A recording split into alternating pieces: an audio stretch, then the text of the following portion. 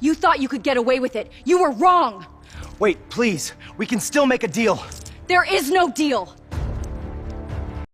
A CIA officer walked into a Turkish bathhouse on a Friday afternoon in November. She had 90 seconds to steal a key off a naked businessman's neck, copy it, and put it back before he noticed. She did it in 38. But that is not the story I'm gonna tell you tonight. The story I'm gonna tell you tonight is about what was waiting for her on a ferry the next morning, and the photograph she had been carrying in her jacket for 8 years. Pour something. Sit down. This one's gonna take a while. The first one grabbed her bag. He came up from behind in the alley off Osmani Street, wrapped his left arm around her throat, and yanked the canvas strap with his right hand. Textbook Istanbul snatch. Works on tourists 9 times out of 10. She didn't scream. She dropped her chin 2 inches, tucked it hard against his forearm so he couldn't crush her windpipe, and drove her right elbow back into his floating rib. Something cracked. He made a noise that wasn't a word. His arm loosened 1/2 inch. 1/2 inch was enough. She pivoted under his armpit, came up on his blind side, and broke his nose with the heel of her palm. He went down on one knee. Blood came out of his face in a thick rope and hit the cobblestones.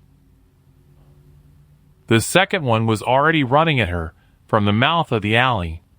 Heavy-set, bald, knife in his right hand held low and wrong, point down, like a man who'd watched movies and never cut anyone. She let him close the distance. 3 steps. 2 steps. 1.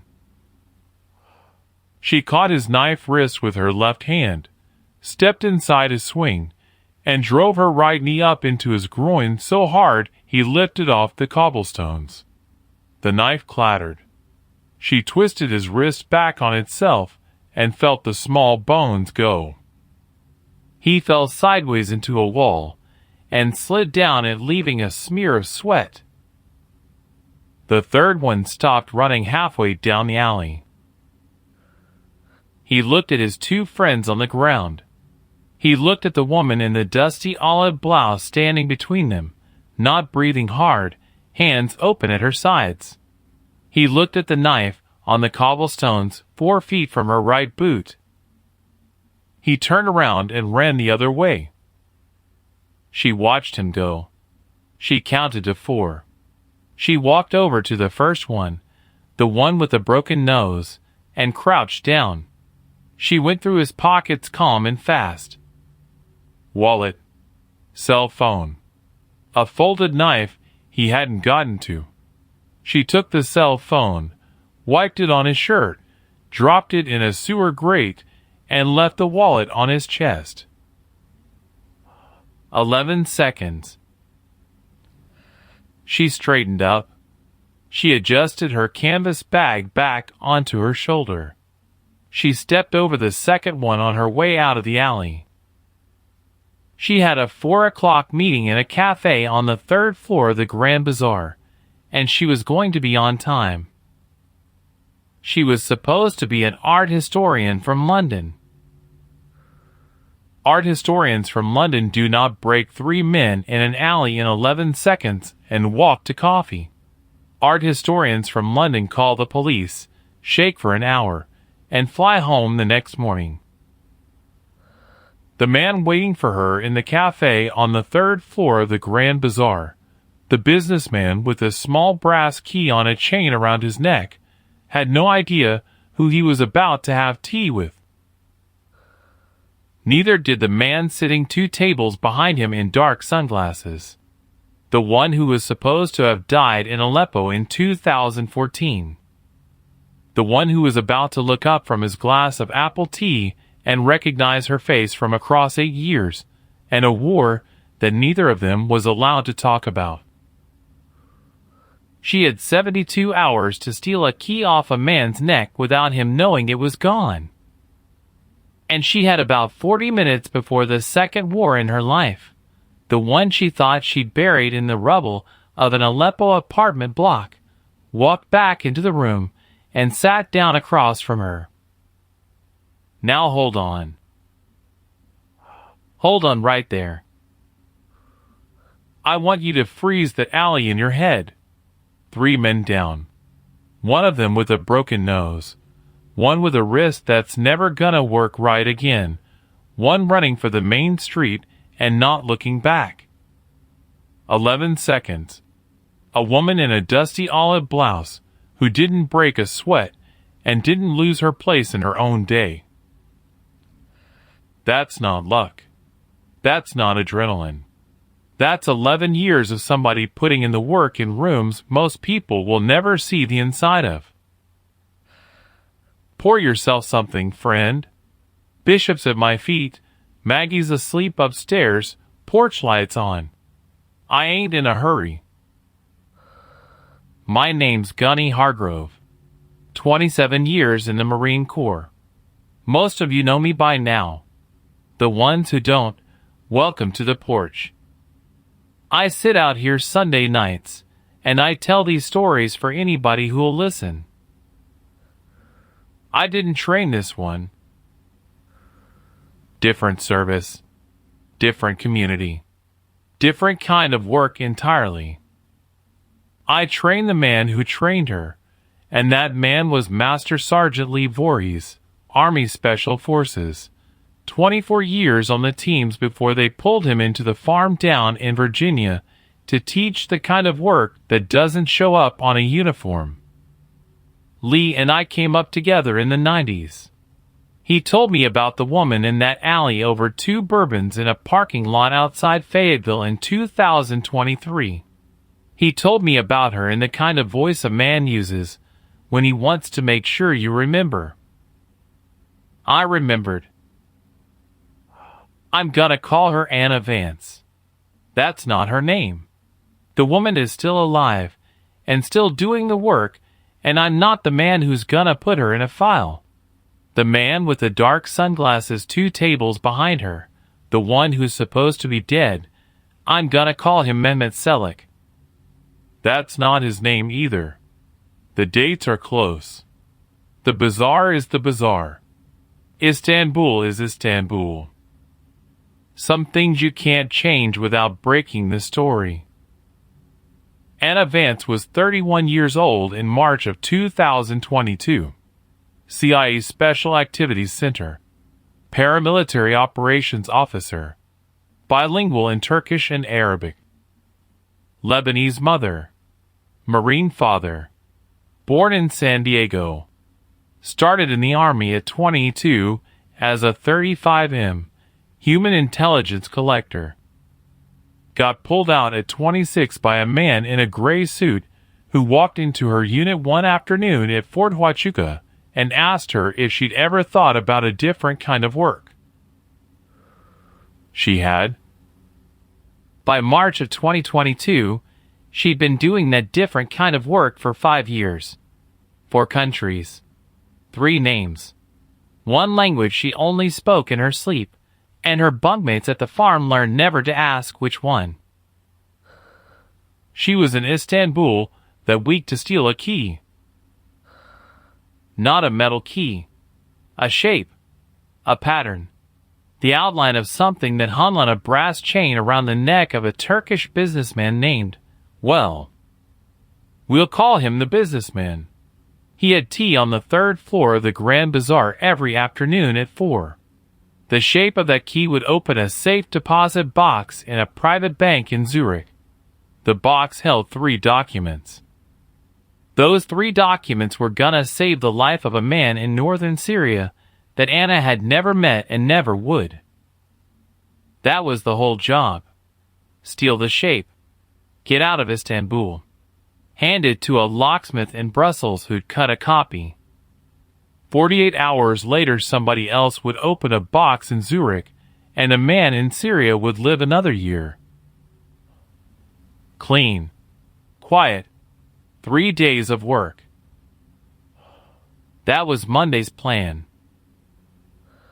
By Thursday afternoon, the man who was supposed to be dead in an Aleppo basement since 2014 was sitting 2 tables behind her left shoulder, drinking the same apple tea, and he knew her real name. Now reminds me of another one I told you about a few Sundays back. Different woman. Came out of Helmand with a record nobody talked about. Lennox. But that's another story. Tonight we're in Istanbul. Sit down, friend. Let me tell you who Anna Vance is. Let me tell you about the 4 days she spent in a city full of people who would have killed her if they'd known her name, and the one man who knew her name and chose, for his own private reasons, not to make the call. 6 weeks before the alley. A woman walked into a gallery on Cork Street in Mayfair, London, on a Tuesday afternoon in early February. She was wearing a charcoal wool coat, black flats, and a silk scarf the color of old bronze. Her hair was darker than it was going to be in Istanbul. Her glasses were real prescription, weak ones, just enough to soften the shape of her face. She signed the guest book. She wrote a name that wasn't hers in handwriting that wasn't hers either. She walked the room slowly. She stopped in front of a small oil painting, Ottoman, late 17th century, a study of a brass lamp hanging in an empty courtyard, and she stood in front of it for 11 minutes. The gallery owner came over after the 7th minute. He was Lebanese by birth, London by trade, 62 years old, and he could spot a serious buyer from across a room the way other men spot whether coming in. She spoke to him in Arabic. He answered in Arabic. They talked about the painting for 40 minutes. They talked about the brushwork. They talked about the provenance. They talked about a dealer in Istanbul who sometimes had pieces like this come through his hands, and whether the dealer was honest, and whether the woman in the charcoal coat might be introduced to him if she happened to be in Istanbul in the spring. She left the gallery at 4:40 in the afternoon. She walked 3 blocks. She got into a black cab. She told the driver an address in Bloomsbury. Halfway there she changed her mind and told him Paddington instead. At Paddington she got out, walked through the station, came out the other side, and got into a different cab. That was day 1 of the legend. By the end of week 3, the woman in the charcoal coat had a name, a flat in Marylebone she actually slept in 4 nights a week, a phone with 18 months of London call history on it, a Twitter account with 2,000 followers who mostly tweeted about Islamic decorative arts, a published article in a small academic journal from 2021 with her name on it, and a working relationship with 3 London galleries, who all believed she was a private buyer for a family office in the Gulf. None of that was real. All of it would hold up to a private investigator's check for about 96 hours. That was the window. Now here's something most folks don't understand about this kind of work, friend. When you see a spy in a movie, she lands in a city, she walks into a hotel, she's got a fake passport and a wig, and she's doing the job by Tuesday. That's not how it works. That's never how it works. A real legend, and I'm talking about the kind of cover identity the agency builds for somebody going into a hard target, takes between 4 and 8 weeks of preparation. Sometimes longer. There's a whole team behind it. There's a document shop. There's a backstopping cell that creates real-world artifacts, published articles, social media history, employment records, tax filings in 3 countries. There's a behavior coach who teaches the officer how to walk like the person she's pretending to be, because the way an art historian carries her shoulders is not the way a former army sergeant carries hers. And here's the part that'll stay with you. The officer has to live inside that legend for the prep period. Anna Vance spent 6 weeks in London being somebody else. She slept as that woman. She ate as that woman. She dreamed in that woman's accent. By the time she got on the plane to Istanbul, the woman she was pretending to be was more present in her head than the woman she actually was. That's not acting, friend. That's something else. I asked Lee Voorhees once how you train somebody to do that without losing themselves. Lee took a long pull on his bourbon and he said, "You don't." Sit with that for a second. Back to London. The brief came down through a man Anna had worked with twice before. He was older, late 50s, and he ran a section out of a building in Northern Virginia whose name does not appear on any organizational chart that the public will ever see. He met her in a safe house in Pimlico on a Thursday evening in late February. He had a folder. He did not give her the folder. He told her what was in it. A Turkish businessman, mid-50s. Legitimate import-export operation in textiles. Office on Baghdad Avenue. Apartment in Nisantasy. Wife, 2 grown children, 1 mistress in Besiktas. Active in Istanbul Business Society. Donated to a hospital, donated to a mosque, donated to a girls' school in Konya his mother had attended 70 years before.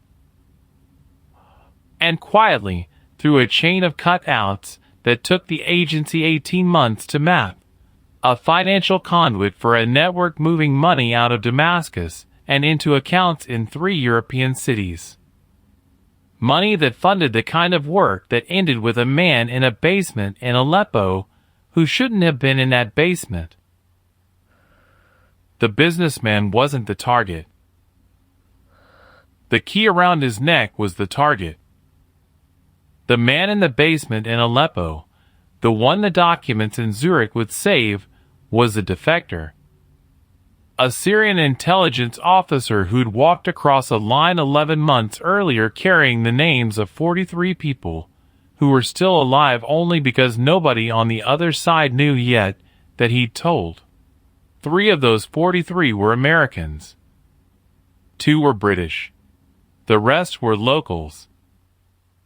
The documents in the Zurich safe deposit box would establish, in a court of international law, that the businessman in Istanbul had personally signed off on the operation that put the defector's family in a mass grave in 2017. With those documents in hand, the agency could turn the businessman. Not arrest him. Not expose him. Turn him. Use him. If they turned him, the network kept running, and the names of 43 people stayed buried. If they didn't, the network found out the defector had talked, and 43 people died in a week. That was the math. That was why Anna Vance was in London learning how to walk like an art historian. The man in the safe house asked her one question before he left. He asked her, "Are you all the way out of Aleppo yet?" She looked at him for a long time before she answered. She looked at him for long enough that he started to think she wasn't going to answer at all. Then she said, "Yes." He nodded. He picked up the folder. He left. He knew she was lying. She knew he knew. He gave her the operation anyway, because the only people who could do this kind of work were people who had been close enough to the fire to know what the fire cost. And the agency had exactly 4 officers in the world with her language pair, her field rating, and her willingness to walk into a room alone. 3 of the other 4 were already deployed. The 4th was in a hospital in Maryland with something that wasn't going to get better. So they sent the woman who was lying about Aleppo. Now, here's what most folks miss. The man who ran her section, the one in the safe house in Pimlico, he wasn't being cruel. He wasn't gambling with her. He was doing what men in his job have done, since there have been men in his job. He was looking at a woman who carried a wound he could not heal, and he was making the only call the math allowed him to make. I've seen this. I've seen this twice in my own career on a smaller scale. You send the person who can do the work. You hope the work doesn't break what's already cracked. Sometimes it doesn't. Sometimes it does. Hell of a thing. Back to Istanbul. Anna landed at Istanbul airport on a Sunday afternoon, 3 days before the alley. She came through passport control on her London documents. The officer behind the glass looked at her for a beat longer than he looked at the man in front of her, and she felt the small pulse in her left wrist that she'd learned to feel for in moments like that, the body's first warning that something in the room was not exactly right. He stamped her passport. He handed it back. He said welcome to Istanbul in English with a Turkish accent. She said thank you in English with a London one. She did not look back. She took a cab to a small hotel in Sultanahmet that she had booked herself from London using a credit card and the name on her passport. She checked in. She went up to her room. She sat on the edge of the bed without turning on the light, and she listened to the sounds of the building for 40 minutes. The elevator, the housekeeping cart on the floor above, the call to prayer drifting through the closed window from a mosque 4 streets away, until she was satisfied that nobody had followed her up. Then she got up. She unpacked. She hung the charcoal coat in the closet. She set the silk scarf the color of old bronze on the dresser. She lined up the prescription glasses next to the scarf. She placed a small leather notebook on the nightstand with a pen on top of it at a 45-degree angle. She arranged the room the way the woman she was pretending to be would arrange the room. Then she sat down on the edge of the bed again, and she took one long breath that came all the way up from somewhere under her sternum, and for about 4 seconds she was Anna Vance, age 31, born in San Diego, daughter of a Marine and a woman from Beirut. And she let herself remember that she had a sister in Portland who didn't know what she did for a living, and a mother who lit a candle for her every Sunday in a Maronite church, and a brother who died of an overdose in 2016 in a parking lot behind a gas station outside Bakersfield. For 4 seconds, she was that woman. Then she put that woman back in the box. She closed the box. She locked it. She stood up. She walked over to the mirror above the dresser. She looked at the woman in the mirror, and the woman in the mirror was somebody else entirely. She went out to find the businessman. She found him on Monday.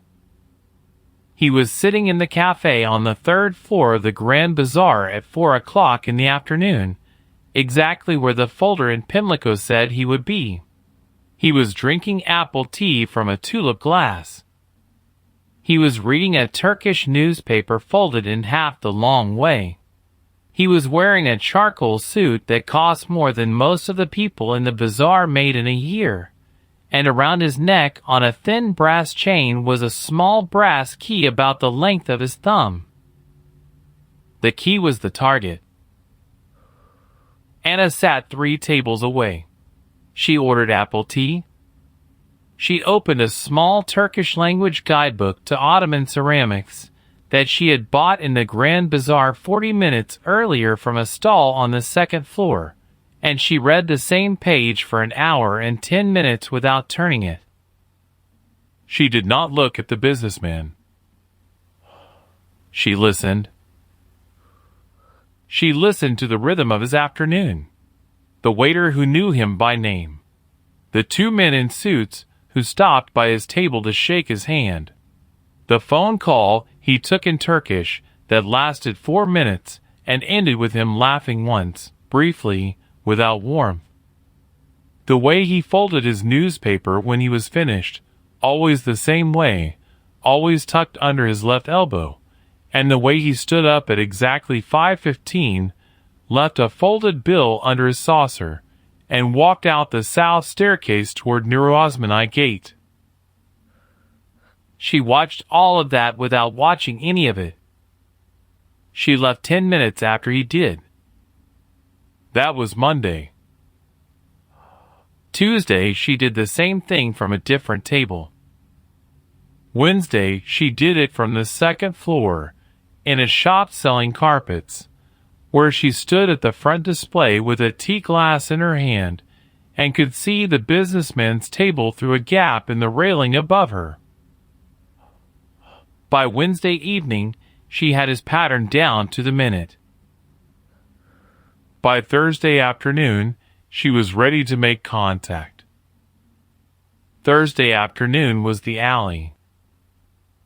Thursday afternoon was also when she walked into the cafe at 3:56 in the afternoon, sat down at the table next to the businessman's, opened her guidebook, ordered her apple tea, and felt a pulse in her left wrist that had nothing to do with the businessman at all.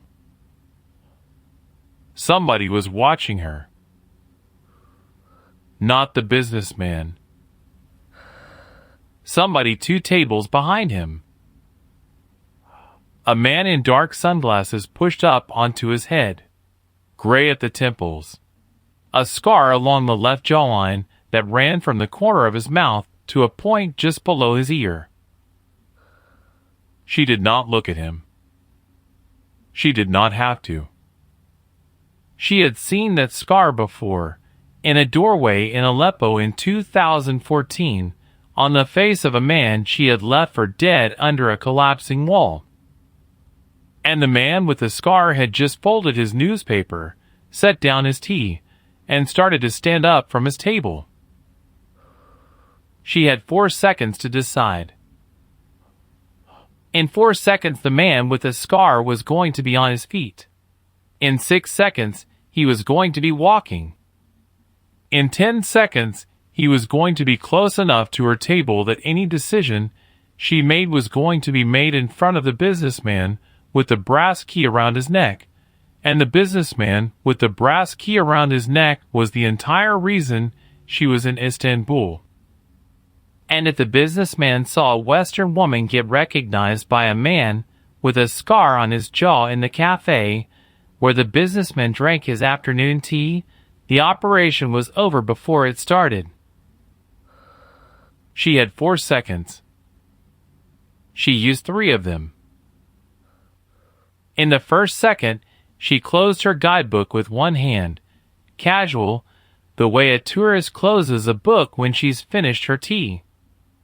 In the second, she lifted her left hand to her ear and touched the small gold earring there, a movement that to anybody watching looked like a woman tucking back a piece of hair, and to a man trained the way she had been trained meant, "I am going dark. Do not contact me. I will reach out when I can." There was no earpiece. There was no team listening. There was nobody on the other end of that signal. She did it anyway. habit, liturgy. The body's way of saying I see what is happening, and I am still inside to work. In the third second, she stood up. She did not look at the man with the scar. She did not look at the businessman. She picked up her canvas bag, she slung it across her body, and she walked toward the restroom at the back of the cafe exactly the way the woman she was pretending to be would walk toward the restroom. Slightly bored, slightly tired, a Western tourist who had been on her feet too long in a city that didn't have enough benches. That walk was an invitation. She knew it was an invitation. She knew he would take it. She wanted him to take it, because the only thing worse than meeting the man with the scar in a corridor was meeting him at the table in front of the businessman, and the only thing worse than meeting him in a corridor was letting him decide where they met. She picked the ground. 8 feet into the tiled hallway behind the cafe, she stopped walking. The footsteps behind her stopped too. Now, here's the thing, friend. What you just watched her do in 3 seconds, most folks would not understand that as a decision. Most folks would see a woman get up and walk to the bathroom. They would not see what was underneath it. Underneath, it was 11 years of training.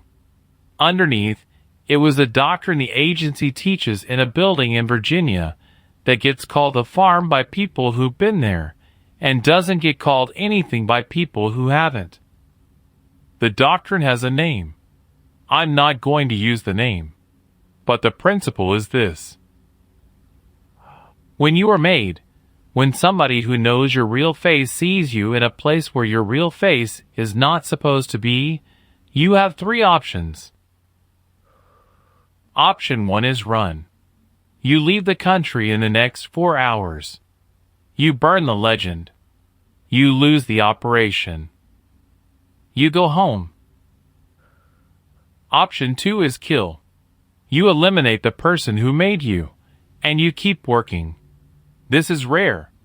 This is reserved for situations where the math is so bad that the operation can't be lost. Agency officers almost never do this themselves. There are other people for that work. Option 3 is talk. You go to the person who made you, you find out what they want, and you make a deal. Option 3 is the hardest of the 3. Option 3 is the one they spend the most time teaching, because option 3 is the one that requires you to do something that human beings are not built to do. It requires you to walk toward the threat. Sit with that for a second. Anna Vance walked toward the threat. She walked toward the man who could end her in a hallway in Istanbul, and she did it because option 1 meant 43 people died in a week, and option 2 meant a body in a cafe, and a Turkish police investigation that would burn her face into every database in Europe. So she walked to the bathroom hallway, and she stopped, and she turned around. And she did the thing they teach you at the farm on day 3 of week 4. She let him speak first. He spoke first. In Turkish. Quiet. He said, "You were in Aleppo." She answered in Turkish. Quieter. She said, "You were dead in Aleppo." Neither of them moved their hands. He was 8 feet from her. She had measured the distance without measuring it. 8 feet was outside the range of a fast knife. 8 feet was inside the range of a fast pistol. 8 feet meant whoever drew first won, unless the other one was very good, in which case 8 feet meant they both lost. They were both very good. She watched his hands. He watched hers. Neither of them watched the other one's eyes, because eyes lie and hands don't, and they had both been taught the same lessons by men in different countries, who had been taught those lessons by men in still other countries before them. He spoke again. He said, "I have been sitting 2 tables behind you for 3 days." She said, "I know." She didn't know. She had not seen him on Monday. She had not seen him on Tuesday. She had not seen him on Wednesday. He had been in the cafe every one of those days, in different clothes, at different tables, and she had not made him because he had not wanted to be made.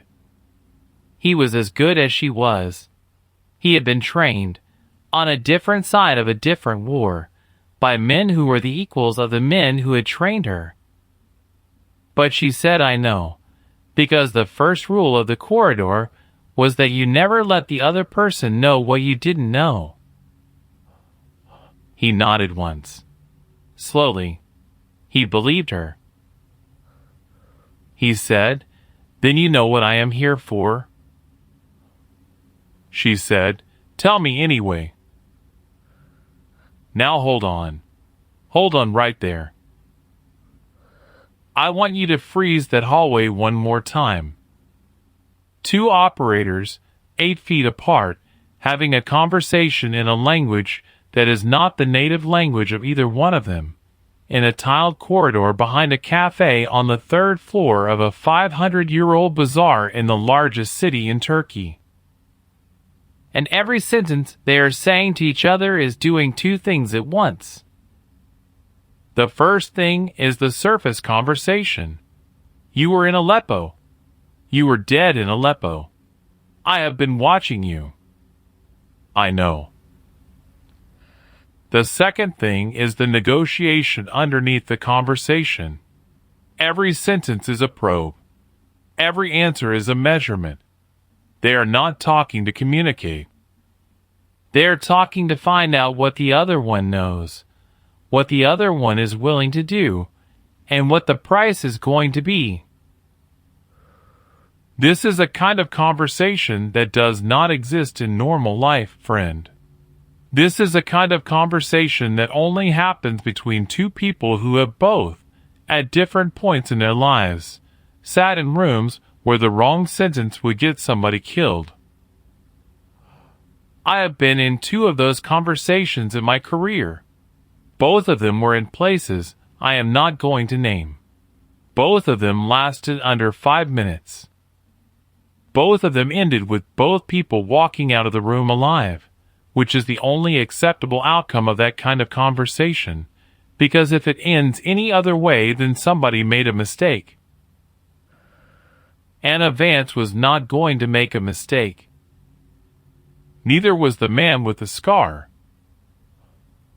Back to the corridor. He said, "Tell me anyway." She didn't. She let the silence sit there between them for 11 seconds. 11 seconds is a very long time in a corridor where 2 people are not moving their hands. 11 seconds is long enough for a man to start to wonder whether the woman across from him is going to do something he is not expecting. 11 seconds is long enough to shift the negotiation. At the end of the 11 seconds, he spoke first again, which meant she had won the first round. He said, in Turkish still, quieter than before, "I am not here for you." She said, "Then who are you here for?" He said, "The man with the key." For a beat she didn't breathe. Not because the answer was a shock. The answer was not a shock. The businessman was a financial conduit for a network that had a lot of enemies, and the man with the scar could be working for any one of them. A rival faction in Damascus, a Russian service that wanted leverage, an Iranian operation that wanted the same documents in Zurich that the agency wanted, an Israeli unit that wanted the businessman in a basement in Tel Aviv answering questions. The answer was not a shock. What was a shock was that he had told her. A man does not tell another operator who he is working for unless he is about to make an offer. And a man does not make an offer in a corridor in Istanbul unless he believes the offer will be accepted. Which meant the man with the scar had been watching her for 3 days, and at the end of 3 days, he had decided that the woman in the dusty olive blouse was somebody he could do business with. Which meant he had figured out who she was working for.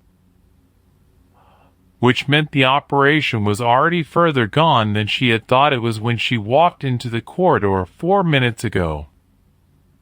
She kept her hands open at her sides. She kept her face still. She said, "What is your offer?" He almost smiled. He didn't quite, but the corner of his mouth on the unscarred side moved 1/16 of an inch, and on a face that had been trained for 20 years not to move at all, 1/16 of an inch was a confession. He said, "I want the key." "You want what is inside the box the key opens. We are not in each other's way." She said, "We are in each other's way until I know who you work for." He said, "I work for myself." She looked at him. She said, "Nobody works for themselves in Istanbul." He said, "I do, since Aleppo." And then he said her name. Not her cover name. Not the name on the passport. Her real name. The one her mother had given her in San Diego in 1991. The one that was not supposed to exist outside of 3 buildings in 2 countries. He said it quietly, the way a man says a name when he wants the person across from him to understand that he is not threatening her, he is showing her his cards. She did not flinch. But the pulse in her left wrist that had warned her at passport control 4 days ago and warned her again at the cafe table 15 minutes ago, that pulse went very quiet. Not faster. Quieter. The way the body goes quiet when it has decided that there is no point in warning anymore, because the threat is already inside the house. Now here's what most folks miss. When somebody who is not supposed to know your name says your name out loud, the worst thing you can do is react. The second worst thing you can do is ask how they know. Both of those responses tell the other person something he didn't have a minute ago. They tell him he's got leverage. The right response is to act as though you already knew he knew. Anna Vance had been trained for that moment by a man who had been in a hotel room in Beirut in 1986 when a colonel from a Soviet service had said his name across a coffee table in exactly the same kind of voice. That man, Lee Voorhees, the one I told you about earlier, the one who told me this story over 2 bourbons in a parking lot in Fayetteville. Lee had trained 11 officers in his career, and he had told every single one of them the same thing. He had told them, when they say your name, you nod. You do not move. You do not ask. You nod, and you wait, and you let them tell you what they want next. Because the only reason a professional uses your real name out loud is because he is about to ask you for something. And the something he is about to ask you for is going to be smaller than the something he could ask you for. He is showing you a card to hide a bigger card. Your job is to find the bigger card. Anna nodded once. She waited. She did not move. The man with the scar saw the nod. He saw what the nod meant. He had been hoping for one of the other reactions, the ones that would have given him more leverage, and he did not get them, and his face did not change, but somewhere behind his face something recalibrated. He had been across the corridor from an amateur for 1 minute and 40 seconds. He was across the corridor from a professional now. He understood what that meant. He said, after a long pause, "I will tell you what I want. Then you will tell me whether we have a deal. If we do not have a deal, we both walk out of this corridor, and we pretend we never saw each other, and tomorrow at 4 o'clock we sit in the same cafe, and neither of us moves on the man with the key, because if either of us moves on him while the other is watching, both of our operations end." Yes? She thought about it. She thought about it for 4 seconds. She said, "Yes." He told her what he wanted. What he wanted was simple. He wanted the key, not the documents in the box in Zurich. He didn't care about the documents. He didn't care about the defector in northern Syria. He didn't care about the 43 names. He cared about the key itself, the physical key, the piece of brass that hung on a chain around the businessman's neck. He cared about it because the key was not just a key. The key was a signature. The brass cuts on that key had been made by a single locksmith in Geneva who had served exactly 14 clients in his 40-year career, and the 14 clients of that locksmith were the 14 men who moved a particular kind of money through a particular kind of channel. And if you had one of those keys in your hand, not a copy, not a photograph, the original, you had a piece of evidence that the man it belonged to was a member of that channel. The man with the scar wanted that evidence. He wanted it because 8 years ago, in a basement in Aleppo, a wall had come down on top of him, and when he had pulled himself out from under the rubble 6 days later with a broken collarbone and a piece of rebar through his left calf, he had crawled 4 blocks through a neighborhood that was being shelled to a safe house that was no longer safe. And he had found in that safe house the body of a woman who had been his wife for 11 years. The men who had killed his wife had been paid through that channel. The businessman with the brass key around his neck had signed off on the payment. The man with the scar had spent 8 years finding out whose key opened which box, and who had cut which key, and which key the businessman wore around his neck on a thin brass chain. He had not been working for a service for 8 years. He had been telling the truth in the corridor when he said, "I work for myself," since Aleppo. He wanted the key because he was going to put it in an envelope and send it to 4 newspapers in 4 countries with a 1-page letter explaining what the key was, and what it meant, and who the businessman was. And then he was going to disappear. He did not want money. He did not want protection. He did not want a deal with the agency. He wanted the businessman's life to end the way his wife's life had ended, without warning, and in public, and in a way that everybody who had ever shaken the businessman's hand would have to read about over breakfast. That was the offer. He would help her get the key off the businessman's neck. She would let him have the original after the agency's locksmith in Brussels had cut a copy. A copy was enough for what the agency wanted. The original was what he wanted. They could both walk out of Istanbul with what they came for. She listened to all of this without moving. When he was finished, she did not answer right away. She thought about the man in the basement in northern Syria. She thought about the 43 names. She thought about her brother in the parking lot behind the gas station outside Bakersfield in 2016, and she thought about the way her mother had not stopped crying for 4 days after the phone call, and she thought about what it meant to a man to lose somebody, and to spend 8 years walking toward the people who had taken her.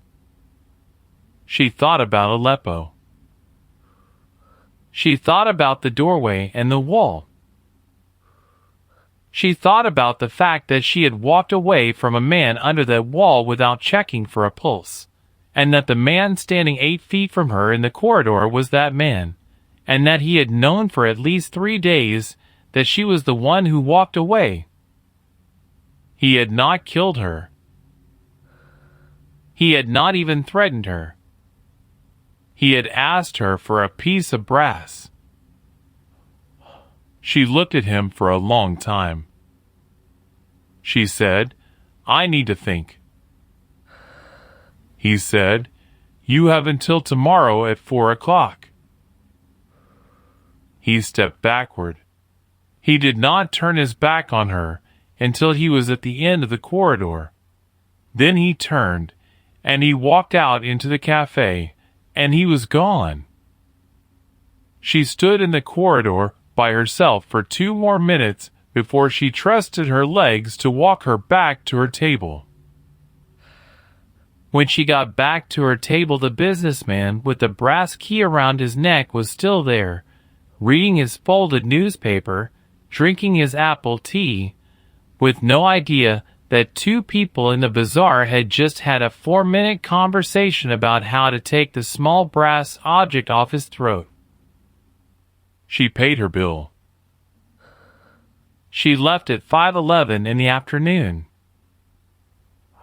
She walked out of the bazaar through the Osmanli gate. She did not go back to her hotel.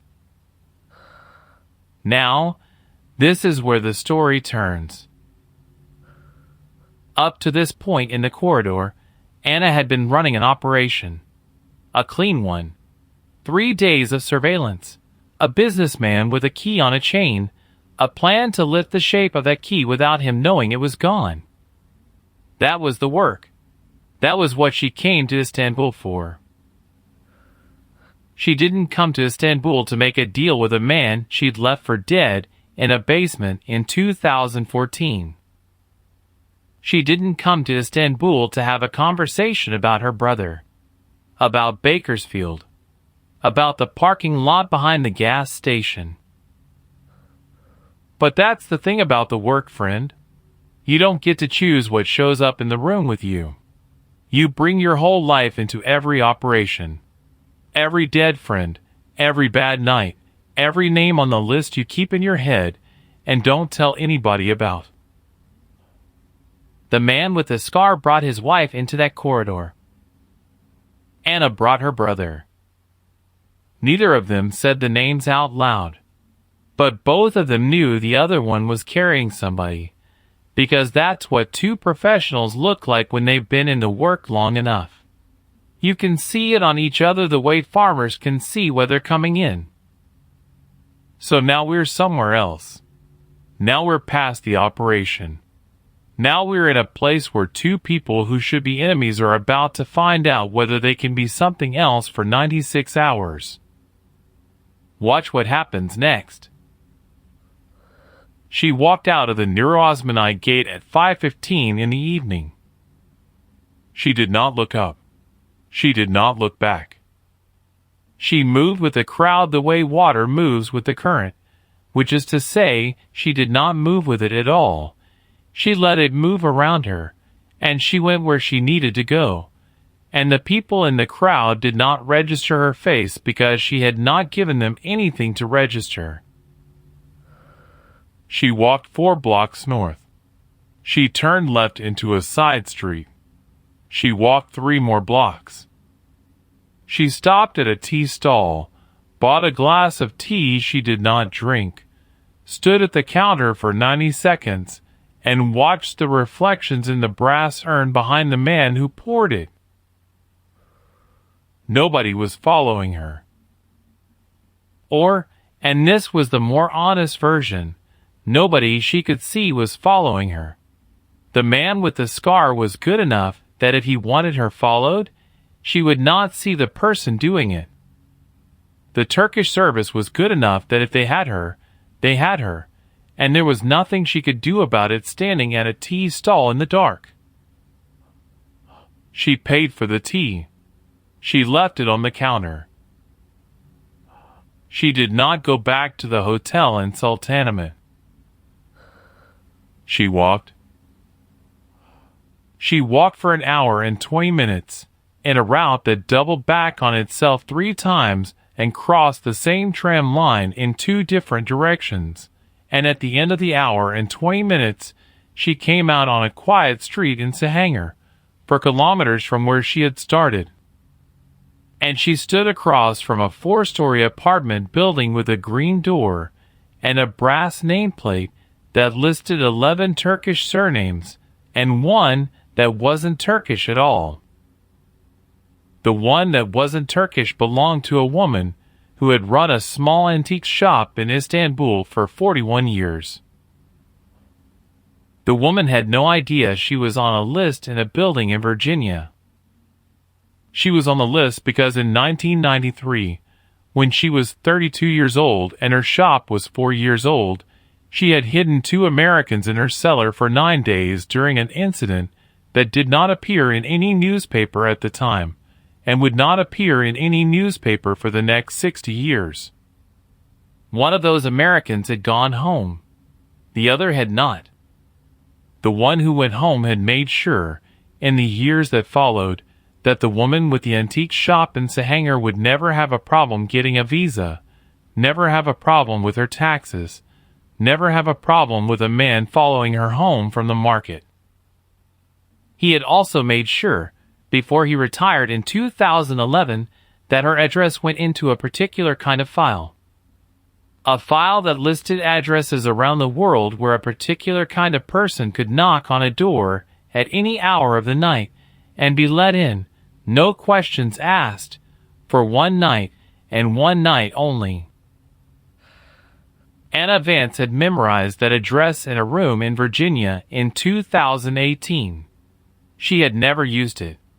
She had hoped to never use it. She crossed the street. She knocked on the green door. The woman who opened the door was 81 years old. Small, white hair pulled back, a cardigan the color of dried lavender. She looked at Anna for 2 seconds. She looked at the empty street behind Anna for 2 seconds. Then she stepped back and opened the door wider, and she said one word in Turkish. She said, "Come." Anna came inside. The woman closed the door, locked it, slid a brass bolt across it that had not been on the door 11 years ago when the last person had knocked. The woman walked Anna up 2 flights of stairs to a small apartment on the 3rd floor. She did not turn on the lights. She walked Anna into a kitchen that smelled like cardamom and old paper, sat her down at a wooden table, poured her a glass of water without asking, and sat down across from her. She said, in Turkish, "How long?" Anna said, "1 night." The woman nodded. She did not ask Anna's name. She did not ask what country she worked for. She did not ask what kind of trouble she was in. She had not asked the last person who knocked on her door, and she had not asked the one before that, and she was not going to start asking tonight. She got up. She went to a cupboard. She took down a small tin of cookies that looked like they had been in a tin since the Ottoman Empire, and she put the tin on the table between them, and she sat back down. She said, "Eat, then sleep. The room at the end of the hall. Lock the door. I will wake you at 6. Anna said, in Turkish, "Thank you." The woman waved it off the way an old woman waves off a thank you that she does not need, and she got up, and she went into the next room, and Anna heard the small sounds of a television being turned on at low volume, in Turkish, a news program about something that did not matter to either of them. Anna sat at the kitchen table for a long time. She did not eat a cookie. She drank the glass of water in 3 slow swallows, and then she sat with her hands flat on the wood, and for the first time since she had walked out of the corridor 4 hours ago, she let herself think about what the man with the scar had actually offered her. He had offered her the operation. That was the surface of it. He would help her get the key. She would let him have the original. The agency would get what it wanted. The 43 names would stay buried. The man in northern Syria would live another year. That was the deal on the table. But that was not what he had offered her. What he had offered her, underneath the deal, underneath the brass key, underneath the businessman, was a kind of bargain that the work did not have a name for, because the work was not built to handle it. He had offered her a chance to give one wound a meaning. His wife had been killed by a channel of money the businessman had signed off on. Anna's brother had not been killed by that channel. Anna's brother had been killed by a needle in a parking lot in Bakersfield in 2016, and the man who sold him the needle was somebody nobody would ever find. And the reason her brother had been in that parking lot at all was a story that started when he was 19 and got sent to a war that Anna would later spend 4 years pretending she had not been to either. The two losses were not the same loss, but they had the same shape. And the man with the scar, who had no way of knowing about Bakersfield, no way of knowing about her brother, no way of knowing any of it, had walked into a corridor in Istanbul and offered her a deal that would let her hand a piece of brass to a stranger who was going to use it to do the thing she could not do for her own dead. He didn't know he was offering her that. He was offering her an operation. She was the one who had to decide whether to take it as something else. She sat at the kitchen table in Sahanger for 40 minutes, and she did not cry, because Anna Vance did not cry. She had not cried in 6 years, not since the funeral in Bakersfield, and she was not going to start in a stranger's kitchen at 11 o'clock at night in a city she was not supposed to be in. But she put her hands flat on the wood, and she breathed. And somewhere on the 3rd or 4th breath, she made the call. She was going to take the deal. Not because the deal was good. The deal was bad. The deal was the kind of thing that, if it ever appeared in a report in a building in Virginia, would end her career and possibly her freedom. Officers did not make side deals with foreign nationals on active operations. Officers especially did not make side deals with foreign nationals who were ex-service of an adversary government and who had personal reasons to kill the target of the operation in question.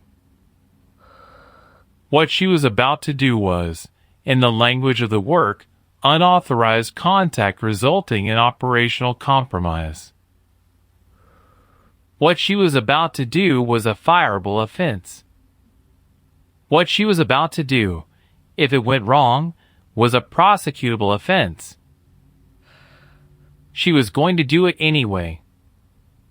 She was going to do it because Lee Voorhees had told her something once, at the farm in 2018, in a classroom with the windows blacked out, on a Friday afternoon when most of the class had already left for the weekend. Lee had been talking to 4 officers about a different kind of decision, but he had said something at the end of the lecture that Anna had written down in a notebook she still kept in a drawer in a house in Virginia she had not been to in 2 months. Lee had said, "The rules are written by people who have never been in the room. When you are in the room, you will sometimes find that the rules and the work are not the same thing. When that happens, you do the work. Then you come home, and you tell somebody who can be trusted, and you take whatever comes. That is the cost of being in the room. If you cannot pay that cost, you should not be in the room." Anna had been in the room for 5 years. She was going to pay the cost. She got up from the kitchen table. She walked down the hall. She found the small room at the end of it. A single bed, a wooden chair, a window that looked out onto a back courtyard with a fig tree in it. She locked the door. She took off her boots. She lay down on top of the blanket without undressing. She did not sleep for a long time. When she did sleep, she did not dream of Aleppo. She dreamed of a parking lot in Bakersfield, and a brother she had not been able to save, and a phone call from her mother that she had taken in a hotel room in Amman at 3 o'clock in the morning local time, and she had stood in that hotel room with the phone in her hand for 11 minutes after her mother had stopped talking, and she had not made a sound the whole time. Because she had been in the middle of an operation, and there had been a man in the next room who could not know that anything had happened. She had finished the operation. She had flown home for the funeral. She had flown back out 4 days later. She had not been back to Bakersfield since. In the dream, she stood in the parking lot, and her brother was not there. He was never there in the dream. The dream was always just the parking lot, and the gas station, and the sodium light on the concrete, and the sound of a car passing on the highway a quarter-mile away. She woke up at 5:50 in the morning, 10 minutes before the woman in the lavender cardigan was going to come and wake her. She got up. She had a deal to make. "Hold on a second, friend. If you're still on the porch with me this far in, do me one small favor. Hit that subscribe button if you ain't already.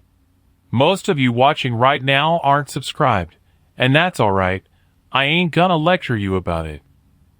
But these stories take a while to put together, and the algorithm don't show them to anybody unless folks like you tell it to. Pour yourself another one. Bishop's still here. Maggie's still asleep. We got a long way to go.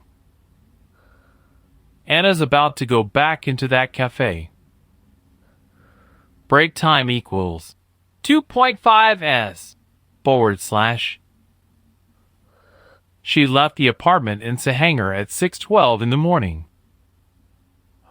The woman in the lavender cardigan walked her to the door. She did not say goodbye. She did not say good luck.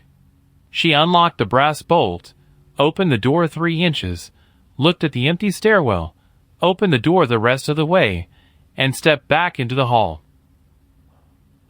Anna walked out. The door closed behind her. She heard the brass bolt slide back into place. She walked 4 blocks before she let herself think about the day. She had 8 hours and 48 minutes until the meeting at the cafe. She used the first 3 of those hours the way she had been trained to use them. She walked a counter-surveillance route through 3 neighborhoods. She changed her appearance twice. Once in a women's restroom in a department store in Beyoğlu where she pulled her hair back and put on a different jacket she had bought 90 seconds earlier from a clearance rack, and once in a small mosque courtyard in Fadi where she wrapped her head in a scarf and walked out a different gate than the one she had walked in. By 9 in the morning, she was satisfied that nobody was on her. By 9:30 she was sitting at a table in a small cafe in Imanonu, 3 kilometers from the Grand Bazaar, drinking coffee she did not want and looking at the Galata Bridge through a window that had not been cleaned since the previous summer. She let herself think about Aleppo. She had not let herself think about Aleppo in a long time. In October of 2014, Anna Vance was 23 years old. She was not yet CIA. She was Army. She was a 35M, human intelligence collector, attached to a small joint task force operating out of a base in southern Turkey that did not have a name on any map. The task force was hunting a particular set of men who moved a particular kind of material across the Syrian border, and Anna's job on the task force was to talk to people. She talked to people in Arabic. She talked to people in Turkish. She talked to people in 3 different dialects of Arabic that she had learned from her mother, and from her mother's sisters, and from 2 years of language school at Fort Huachuca, and from 11 months of everyday work in a country she was not officially in. In late October of that year, she crossed into Aleppo with a 4-man team. The 4-man team was not American. The 4-man team was a particular kind of Syrian unit that the task force was running, and the unit had been told that Anna was a translator from a humanitarian organization, and the unit had believed it for about 90 minutes before the senior man on the team had pulled her aside in a stairwell and told her, in Arabic, that he knew exactly what she was, and that it was fine, and that she should stop pretending because the pretending was making him nervous. She had stopped pretending. The senior man on the team was 31 years old. He had a scar along the left side of his jaw that ran from the corner of his mouth to a point just below his ear. He had gotten the scar in 2011 in a place he did not talk about. He spoke Arabic, Turkish, Russian, and a small amount of English. He had a wife in a neighborhood on the east side of the city that was not yet under siege, and he had a daughter who was 4 years old, and he carried a photograph of the daughter in his shirt pocket folded in quarters. He did not show the photograph to Anna until the 3rd day. By the 3rd day, he had decided that she was somebody he could show the photograph to. The team was in Aleppo for 6 days. On the 5th day, they got hit. It was not a firefight. It was a building. The team was inside a 4-story apartment block in a neighborhood that had been mostly evacuated 3 months earlier. They were on the 2nd floor, in a back room, going through the contents of a duffel bag that had been left behind by a man who had not come back for it, and the duffel bag was the reason they were in Aleppo, and the contents of the duffel bag were the reason the task force had spent 4 months getting them into that room. The shell that hit the building hit the 4th floor. It did not hit the 2nd floor. The 4th floor came down onto the 3rd floor. The 3rd floor came down onto the 2nd floor.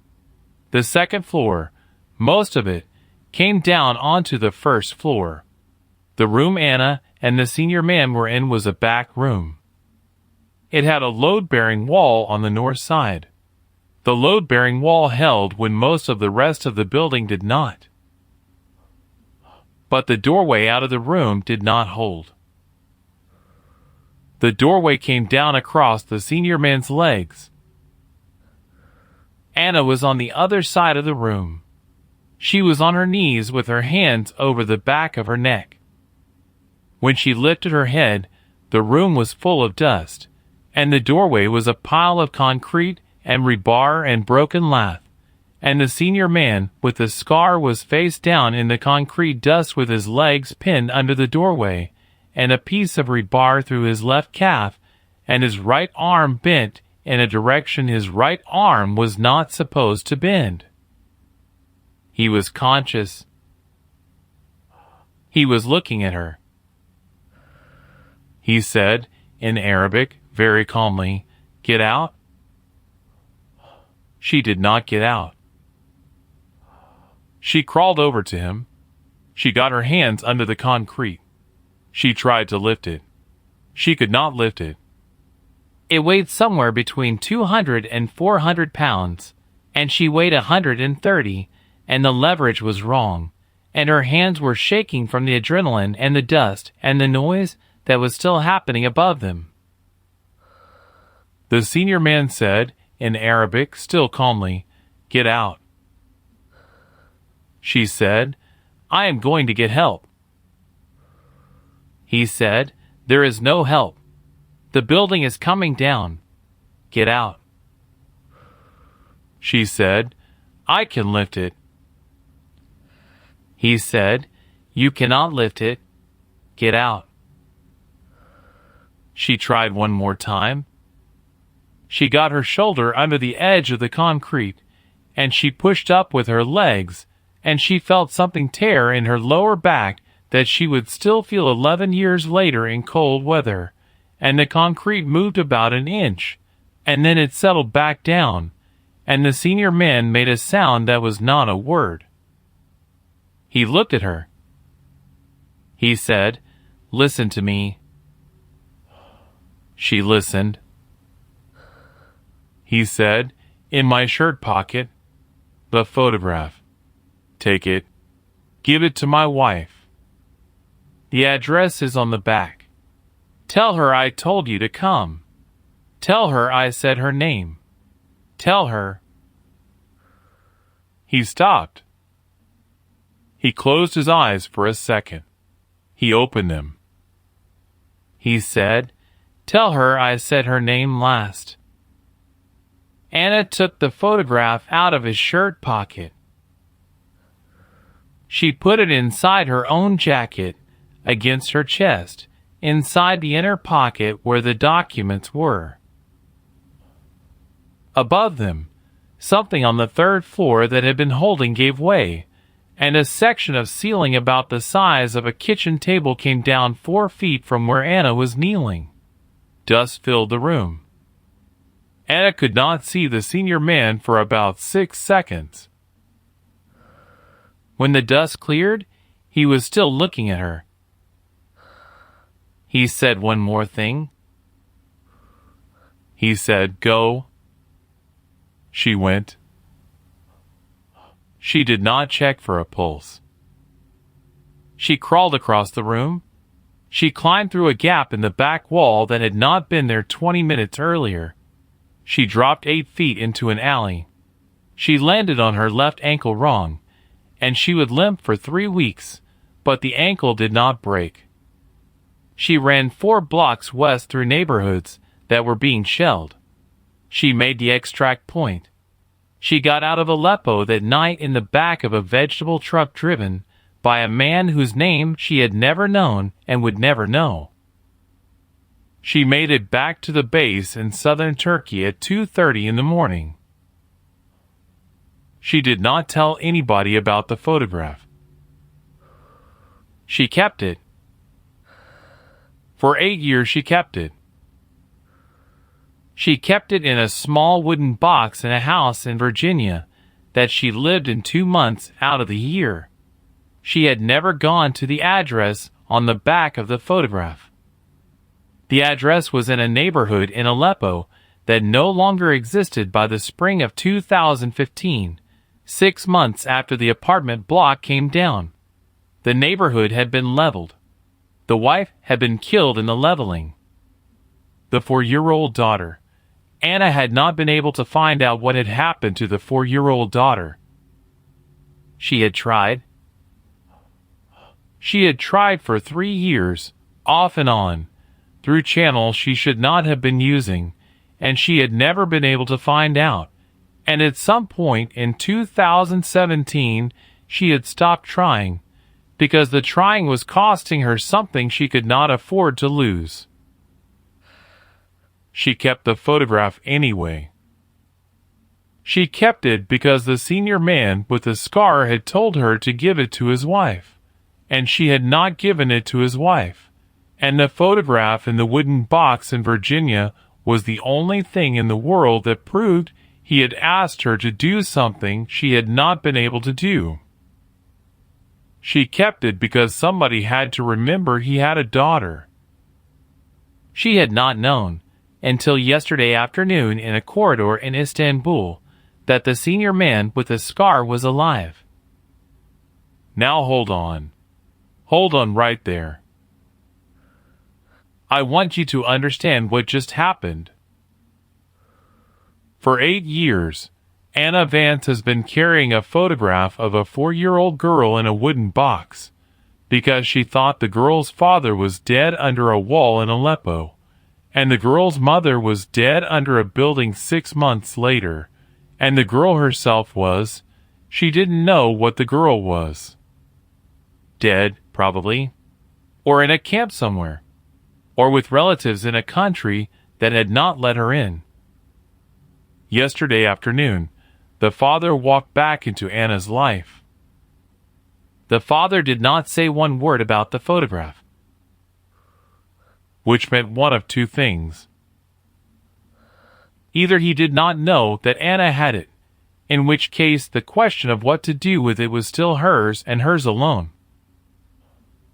Or he knew Anna had it, and he was waiting for her to bring it up, because he was a professional, and he had been trained the same way she had been trained, and he understood that bringing it up himself would put her in a position she could not negotiate from. Anna did not know which one it was. She would not know which one it was until she sat down across from him at 4 o'clock in the afternoon and looked at his face and decided. That was the second decision she was going to have to make in the cafe. The first decision was the deal. The deal she had already made in the kitchen in Sahanger. The deal she was going to honor.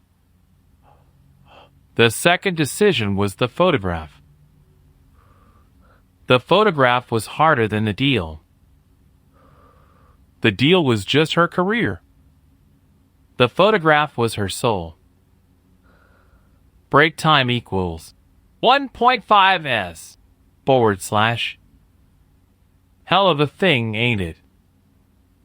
2 operators in a cafe in Istanbul, with a brass key on a table between them, and a 4-year-old girl in a photograph between them, and neither of them is gonna say her name out loud for another 40 minutes. Pour another one, friend. We're almost at the table. She walked into the cafe at 3:51 in the afternoon. 9 minutes early. Not a minute too soon, not a minute too late. 9 minutes was the number she had picked because it was the number that said, I am here. I am not nervous. I am also not going to let you walk in after me and read the room before I do. The man with the scar was already there.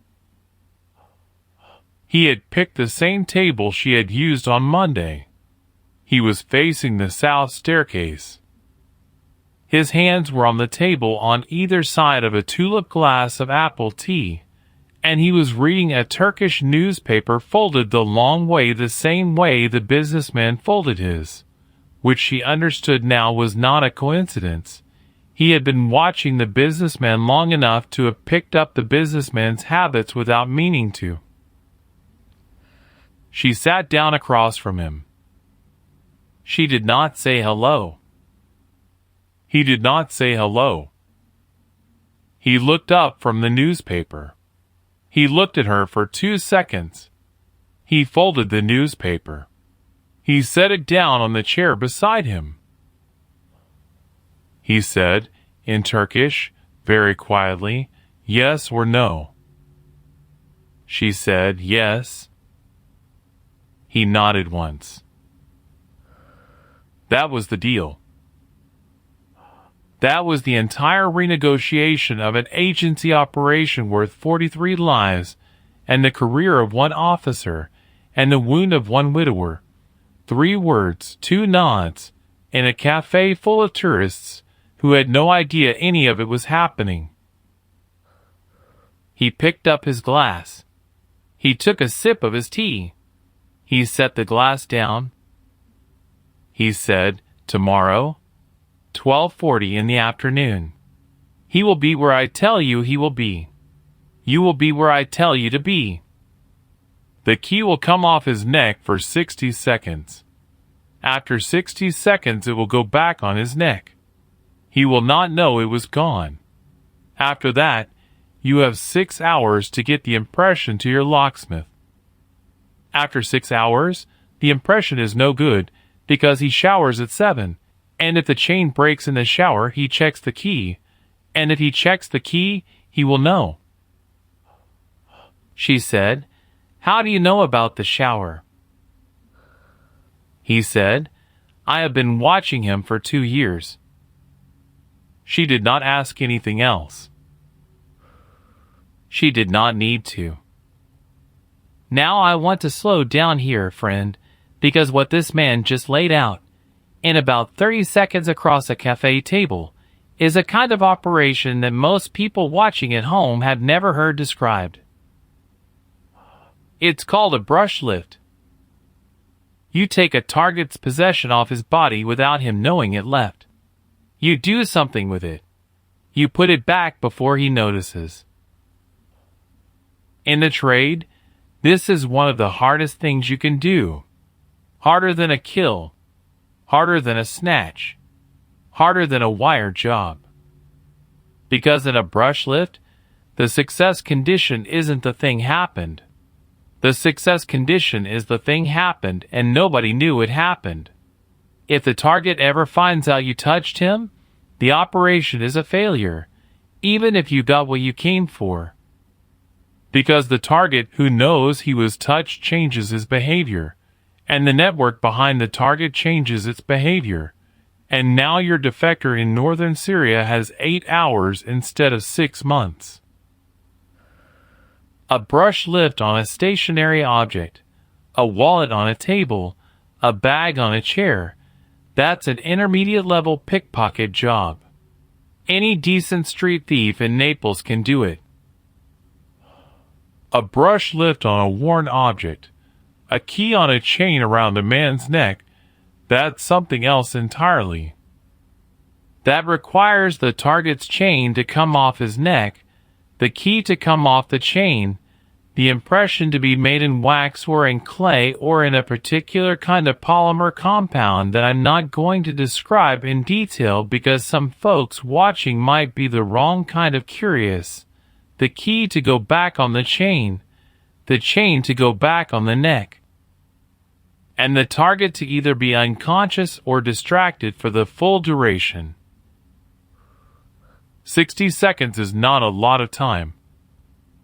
60 seconds is barely enough time, with 2 trained operators, with the right tools, with the target in the right position. And the man with the scar had just told her he could put the target in the right position. Which meant he had been planning this for a long time. Which meant he had not made the offer to Anna in the corridor yesterday because he saw an opportunity yesterday. He had made the offer because he had been waiting for an opportunity for 2 years, and Anna walking into the cafe on Monday was the first opportunity that had walked in. He had needed a partner. He had been waiting for one. He had recognized her on Monday afternoon at 4:08 in the afternoon, the moment she sat down 3 tables away with a guidebook she did not need. He had spent 3 days deciding whether to trust her. He had decided yes. She understood all of that in the 4 seconds it took him to take another sip of his tea and set the glass back down. She said, in Turkish, "Where will he be?" He told her. The businessman had a standing appointment on Friday afternoons. 12:30 to 1:15. Every Friday. for 11 years. He went to a hammam. Not one of the tourist hammams in Sultanahmet. A small one in a side street in Cimberlitas, 2 blocks from his office. The hammam had been there since 17-something. It had 6 clients on Friday afternoons, all of them men of a certain age and a certain income, all of them regulars, all of them comfortable enough with each other to leave their watches and their wallets and the things around their necks in a particular kind of wooden cabinet in the changing room while they went into the marble room for an hour. The wooden cabinets had locks. The locks were not good locks. The man with the scar had a key to the businessman's cabinet. He had made the key 17 months earlier, after spending 4 months working out which cabinet the businessman used. He had made the key himself, in a workshop he was not going to describe to Anna, and he had tested it twice on Fridays when the businessman was out of the country, and both times the key had worked, and both times nobody had noticed. The chain came off the businessman's neck in the changing room. The chain went into the wooden cabinet with the key on it. The chain went back around the businessman's neck 45 minutes later, when he came out of the marble room. He never touched the key while he was in the hammam. He never looked at it. He never thought about it. The key sat in the cabinet for 45 minutes every Friday afternoon, and for 45 minutes every Friday afternoon, the businessman was lying on a heated marble slab in a room 2 doors away with his eyes closed. 45 minutes was enough. 60 seconds was a lie the man with the scar had told her at the table to see if she would push back. She had not pushed back. That had been a test. She had failed the test in a way that did not matter, because the answer he had given her was a more difficult version of the operation than the actual operation was going to be, and an operator who could agree to the harder version was an operator he could trust with the easier one. He told her the real plan. The real plan was this. Tomorrow at 12:40 in the afternoon, the businessman would be in the marble room. Anna would be in the changing room. The man with the scar would be on the street outside the hammam, in a small repair shop across the way that had a clear sight line to the front door, with a phone in his hand and the number for the hammam's front desk pre-dialed, ready to call in a delivery problem that would pull the one attendant away from his post for 90 seconds at exactly 12:42. The cabinet was at the back of the changing room. Anna had 90 seconds to enter the changing room from the back service entrance, open the cabinet with the key he was going to give her in a moment, take the brass key off the chain, press it into the polymer block he was also going to give her in a moment, put the brass key back on the chain, close the cabinet, and leave by the same back service entrance. 90 seconds was a lot of time. 90 seconds was twice what she would have needed if she had to do it cold.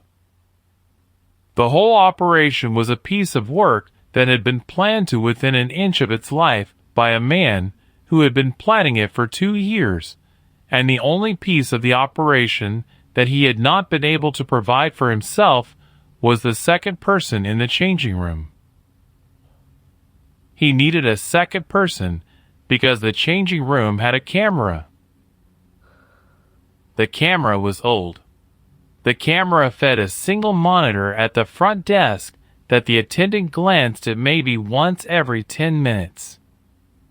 But the camera existed, and the camera had a memory card, and the memory card got reviewed once a week on Saturday mornings by the owner of the hammam, who was a man who had reasons to look carefully at his own footage. If the man with the scar walked into the changing room, the owner would recognize him on Saturday morning, because the man with the scar had been a customer at the hammam 11 times in the last 2 years, building a face the owner would not flag. If Anna walked into the changing room, the owner would see a stranger, and the operation would be blown the next morning. Unless the stranger was a hammam attendant. He slid something across the table to her under the folded newspaper. It was a small employee identification card from the hammam, with her photograph on it. The photograph had been taken yesterday afternoon, in the corridor behind the cafe, in the 4 seconds before she had turned around to face him. She looked at the photograph. She looked at him. She did not ask how he had gotten it printed in 23 hours. She did not ask how he had gotten her into the hammam's employee database. She did not ask how he had paid the cousin of the owner's wife to put her name on the schedule for tomorrow's 12:30 shift as a substitute for an attendant who had called in sick this morning at 6 a.m. Because the man with the scar had paid her 200 euros to call in sick. She did not ask any of it, because asking would have told him she was impressed. And she was not going to tell him that. She put the identification card inside her jacket. She said, "What time do I arrive at the hammam?" He said, 12:15, through the staff entrance on the south side. The shift supervisor is expecting a substitute. Her name is Yasmin. She will hand you a uniform. She will not ask you questions because she does not have time to ask questions on Fridays. You will work in the linen room until 12:38. At 12:38 you will be in the changing room folding towels. At 12:42 the front desk attendant will leave his post. At 12:43 you will go to the cabinet. He paused. He said, "Do you have any questions?" She had one. She said, "Why did you wait 2 years?" He looked at her for a long time. He said, "I was waiting for somebody who would not kill him." Now stop right there. Stop and hear what he just said. This man who lost his wife to a payment that the businessman with the brass key signed off on, this man who has spent 8 years walking toward this Friday afternoon, this man could have killed the businessman 2 years ago. He could have killed him on any of 11 Fridays at the hammam. He had access to the cabinet. He had access to the building. He had access to the businessman's home, his car, his office. He is a trained operator. He is patient. He is alone. He has nothing to lose. He could have walked into the marble room on any Friday for 2 years and put a knife into the businessman on a heated slab, and the businessman would have bled out into the marble drain, and the man with the scar would have walked out the back service entrance into a city of 16 million people, and nobody would have caught him. He did not do it. He waited. He waited because killing the businessman was not what he wanted. Killing the businessman would have been a private satisfaction. The businessman would have died. The network would have replaced him within a month. The money would have kept moving. The next 43 names on the next list would have died on schedule. And the man with the scar would have lived the rest of his life with the knowledge that he had taken one life out of a machine that ate lives by the thousand, and the machine had not even slowed down. He wanted the machine to slow down. He wanted the key in an envelope in 4 newspapers in 4 countries, because the key in the envelope was not one man's death. The key in the envelope was the exposure of a channel, and the exposure of a channel was the destruction of a network. and the destruction of a network was 43 names this year, and 43 names next year, and 43 names every year for as long as the channel had been running. He had waited 2 years to find a partner who understood that math. He had waited for somebody who would not just want the businessman dead. He had waited for somebody who wanted the same thing he wanted. He had been waiting for Anna Vance, and he had not known her name until Monday afternoon, and now it was Thursday evening, and tomorrow was Friday. She said, "I will see you Saturday." He said, "No, you will not see me again." She looked at him. He said, "After Saturday you will go home. After Saturday I will be in a country that does not have a name on the maps you read. You will not look for me. I will not look for you. We have an operation tomorrow. We do not have a friendship." She nodded. She understood. She said one more thing. She said it in Arabic, not in Turkish, because she wanted to see his face when she said it in the language he had spoken to her 11 years ago in a stairwell in Aleppo. She said, "Your daughter." He went very still. He did not say anything for a long time. Then he said, in Arabic, "Tomorrow first. Then we will talk about her." He stood up. He picked up his newspaper. He walked out of the cafe through the south staircase the same way the businessman walked out of the cafe every afternoon, with the newspaper tucked under his left elbow, and he did not look back. Anna sat at the table for another 4 minutes. She drank her tea. She paid her bill. She walked out of the bazaar through the Bayezid gate this time, not the Nur Osmani, because a professional does not use the same exit twice. She had 18 hours until the hammam. She used 6 of them to walk. She arrived at the staff entrance at 12:14 in the afternoon. The staff entrance was a green-painted metal door in a side alley off a street that had been a street since 1480-something. The door had a handle that had been polished by 60 years of hands. The handle was warm in her palm when she touched it, because the sun had been on the alley wall for 2 hours and the brass had soaked it up. She did not pull the door open right away. She stood with her hand on the handle for 3 seconds, and she did the thing she had been taught to do at the farm before going through any door behind which the next phase of an operation began. She closed her eyes. She breathed in for 4 counts. She breathed out for 6 counts. She let go of every thought in her head that was not the next 90 minutes, and when she opened her eyes she was not Anna Vance anymore. She was a substitute hammam attendant from a neighborhood in Üsküdar who had taken a half shift on short notice because the regular girl was sick and the supervisor's cousin's wife knew her mother. She pulled the door open.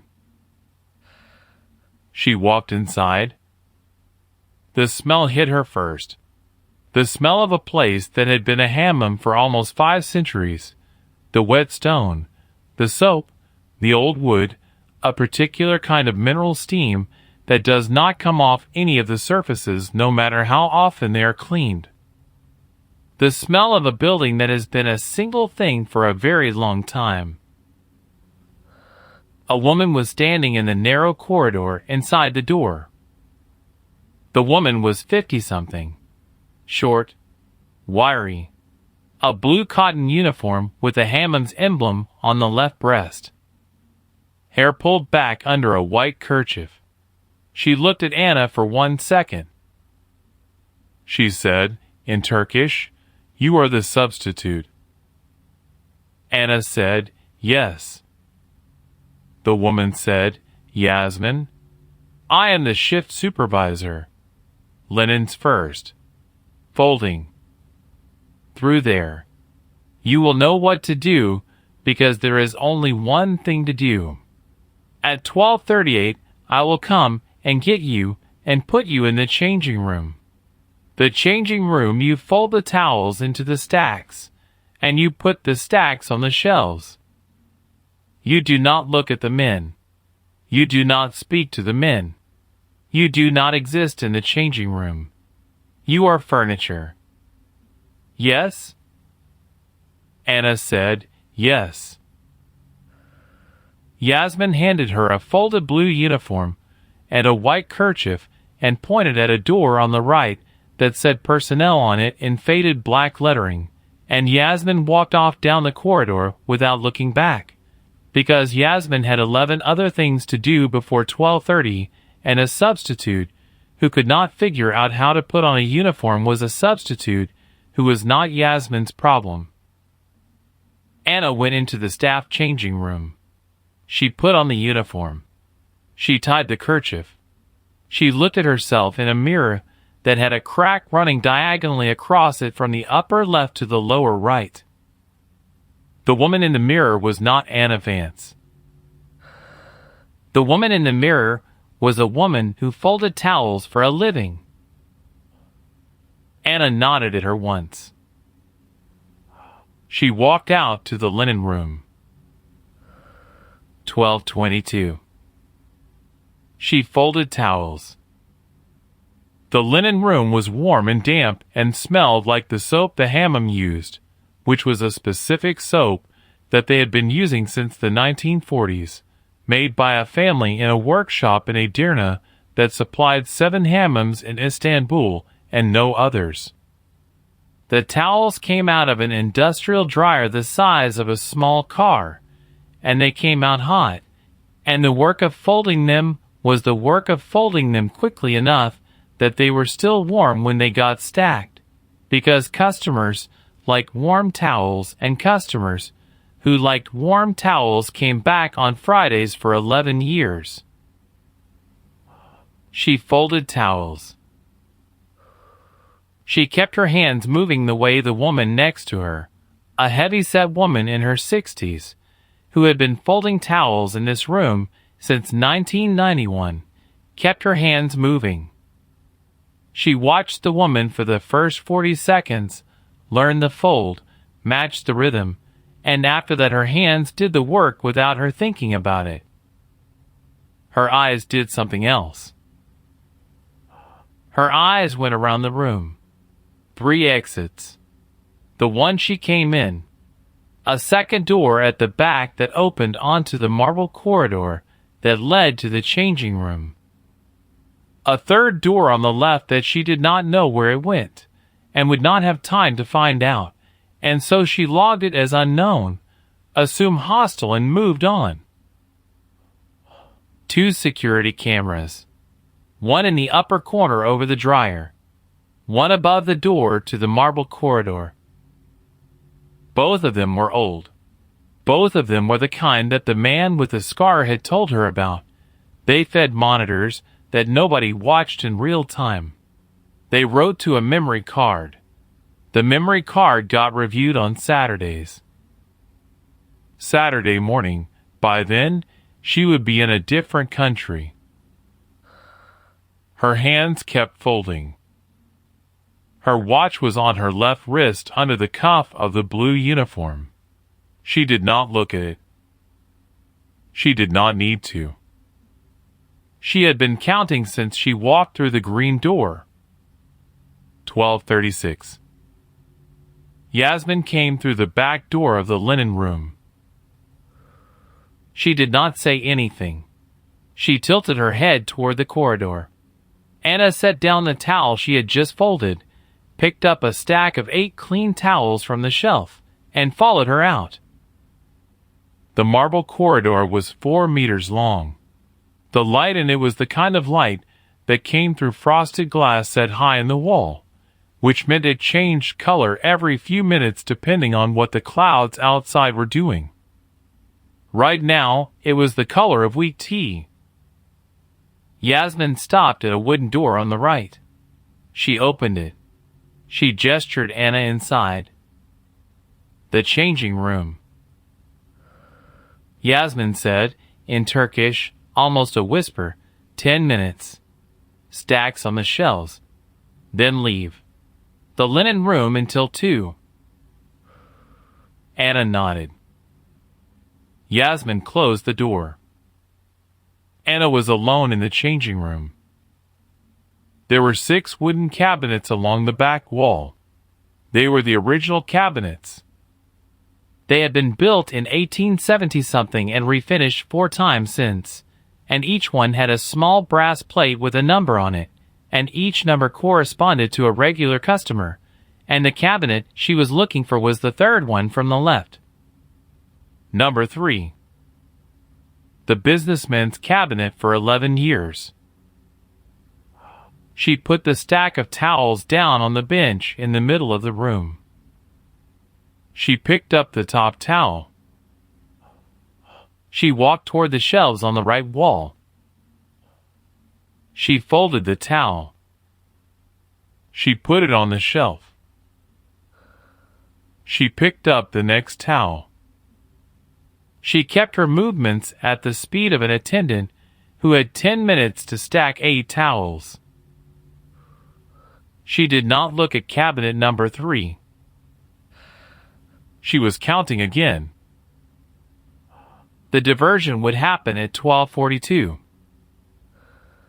It was 12:39. She had 3 more minutes of being furniture. 12:40. 12:41. She heard the front desk phone ring in the distance, through 2 walls, the way you hear a phone in a hotel from the next floor down. She heard a voice answer it. Male. Tired. The attendant. She heard the voice rise. She heard the voice get sharp. She heard a particular kind of "what the hell are you talking about" in Turkish that you only hear when somebody on the other end of the phone is telling you that a delivery truck has just blocked the alley and a customer's car cannot get out, and the customer is shouting at the driver, and there is going to be a fight if somebody from the hammam does not come and sort it out right now. She heard a chair scrape. She heard footsteps. She heard the front door of the hammam open and close. The attendant was gone. It was 12:42. She moved. 3 steps to cabinet number 3. The key the man with the scar had given her was in the inside pocket of her uniform. She had been carrying it the whole shift.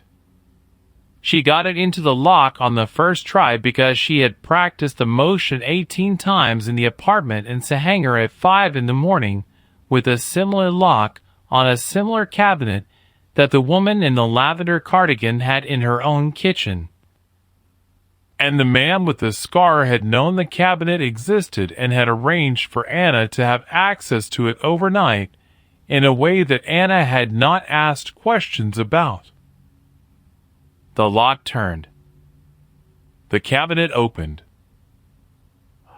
Inside the cabinet was a small wooden shelf with the businessman's folded shirt and a leather wallet and a silver wristwatch and, on a brass hook on the underside of the shelf, the chain.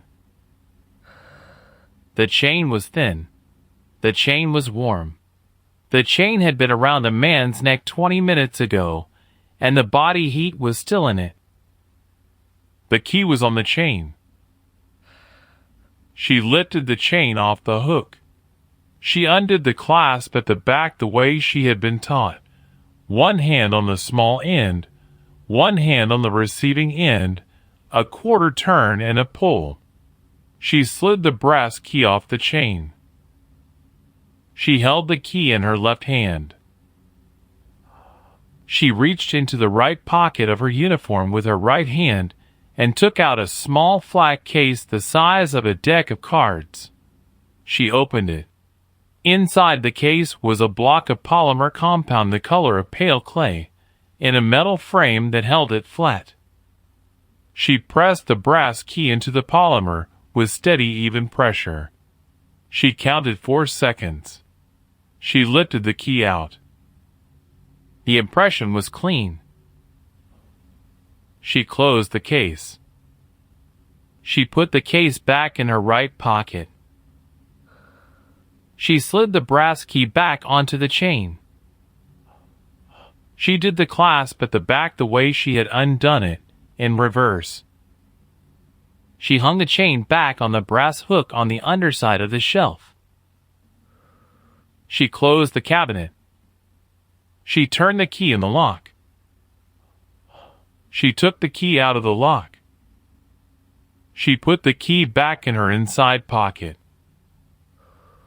She picked up another towel from the bench. She walked to the shelves on the right wall. She folded the towel. She put the towel on the shelf. She heard the front door of the hammam open. She heard footsteps coming back down the corridor. The attendant was returning. She kept folding. Now I want you to understand something. What you just watched her do, from the moment the cabinet opened to the moment she put the towel on the shelf, that whole sequence took 38 seconds. 38 seconds. She had been given 90. She had finished it in under half the window. And the reason she finished it in under half the window, friend, listen to this, is because she had done the operation in her head in the kitchen in Sahanger the night before 41 times. She had walked through every motion. She had timed every motion. She had practiced the clasp on the chain in the dark, with her eyes closed, on a chain the woman in the lavender cardigan had lent her without asking why, 18 times in a row, until her hands knew the clasp better than they knew the buttons on her own coat. This is what the work looks like, friend. The work does not look like a movie. The work looks like a woman folding towels in a steam-warm room in a building that has been a hammam since 1475, with the impression of a brass key in a flat case in her right pocket, while a tired attendant walks back down the corridor and sits back down at his front desk and does not know that anything has happened. He will not know on Saturday morning either. Because when the owner of the hammam reviews the memory card, he will see a substitute attendant folding towels in the changing room for 10 minutes, and the substitute attendant will not have done anything that an attendant does not do. And the cabinet on the camera will not have been opened on the footage because Anna's body was between the camera and cabinet number 3 for the entire 38 seconds, and she had positioned herself there exactly the way the man with the scar had drawn it for her on the back of a paper napkin in the cafe yesterday afternoon at 4:06 p.m. He had drawn the angle of the camera. He had drawn the angle of her body. He had drawn the 7 inches of overlap between the two that turned 38 seconds of open cabinet into 38 seconds of invisible motion. That paper napkin had then gone into his pocket, and later into a fire. He was very good at his job. So was she. 12:51. She finished stacking the towels. She walked out of the changing room. She walked down the marble corridor. She walked into the linen room. She picked up the next stack of towels from the dryer, and she folded them, and she stacked them, and she did this for another 6 to 8 minutes without speaking to anybody, until 2 o'clock, when her shift was over. At 2 o'clock, she took off the uniform. She put on her own clothes. She handed the uniform back to Yasmin, who took it without looking at her, because Yasmin had 11 other things to do at 2 o'clock on a Friday, and a substitute who had finished her shift was not one of them. Anna walked out the green door at 2:04. The alley was empty. She walked east. She did not look back. She did not look back at the hammam. She did not look back at the city. She walked 4 blocks, and at the 4th block she turned into a small tea house on a quiet street where a man was waiting at a corner table reading a German-language newspaper that was 4 days old. The man was 38 years old. He had a face that nobody remembered. He was Belgian by passport and Belgian by accent, and the rest of him was a question that was none of Anna's business. He was the locksmith. He had flown in from Brussels that morning. He would fly back to Brussels that evening. He would not be in Istanbul for more than 9 hours total, and he would have eaten 2 meals in the city and drunk 1 coffee and seen exactly 1 piece of polymer. Anna sat down across from him. She put the flat case on the table between them under a folded napkin. She said, in English, very quietly, 6 hours. He said, 4. He picked up the napkin. The case went into his jacket. The napkin went back onto the table. He stood up. He paid his bill.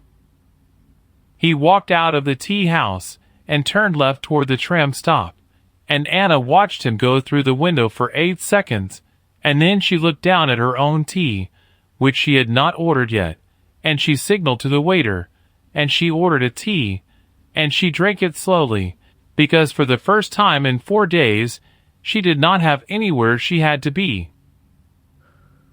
The operation was done. The agency had what it came for.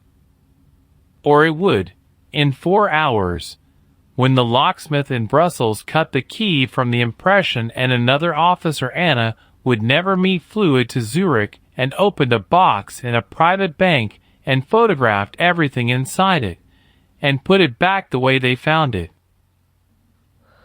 43 names would not die this year.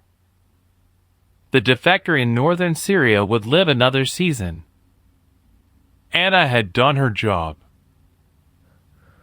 She had also broken about 11 rules to do it, and she had a piece of brass to give to a man tomorrow morning that she was not authorized to give to anybody, and she had a conversation to have with that man about a 4-year-old girl in a folded photograph that had been in a wooden box in Virginia for 8 years.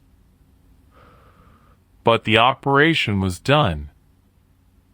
She finished her tea. She paid her bill.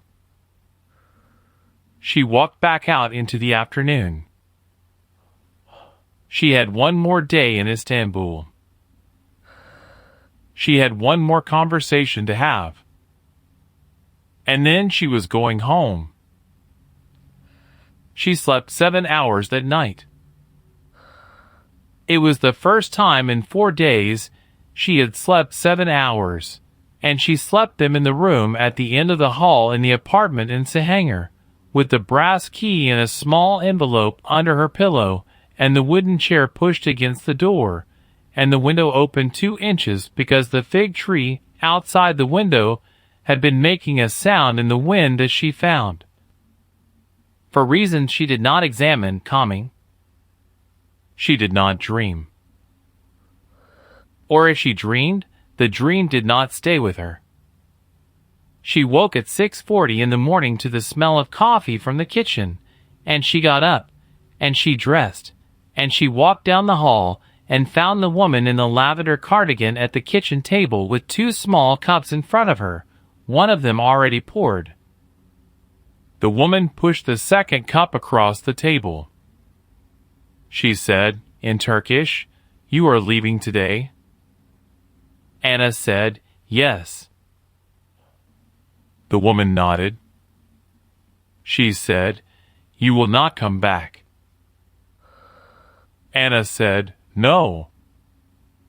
The woman nodded again. She took a sip of her coffee. She looked out the window at the fig tree. She said, Good. The ones who come back are the ones who got something wrong. The ones who do not come back are the ones who got it right. She did not look at Anna when she said it. She did not need to. Anna drank her coffee. She set the cup down. She reached into her jacket pocket and took out an envelope and put it on the table next to the cup. The envelope contained 400 euros and a small folded note in Turkish that said one sentence, which I am not going to repeat for you, friend, because it was not written to me, and it was not written to you, and the woman in the lavender cardigan would not have wanted it repeated. The woman picked up the envelope. She did not open it. She put it in the pocket of her cardigan. She stood up.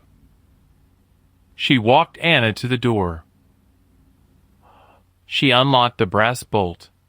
She opened the door. She looked at the empty stairwell. She stepped back. Anna walked out. The door closed behind her. She heard the brass bolt slide back into place for the second time in 2 days, and she understood, walking down the stairs, that she would hear that sound again, not the sound itself but the memory of it, for the rest of her career, every time she had to ask somebody to do a thing for her that the rules said could not be asked. She walked out of the building at 7:04 in the morning. The street was empty. The meeting was at 8. The meeting was not in a cafe. The meeting was on a ferry.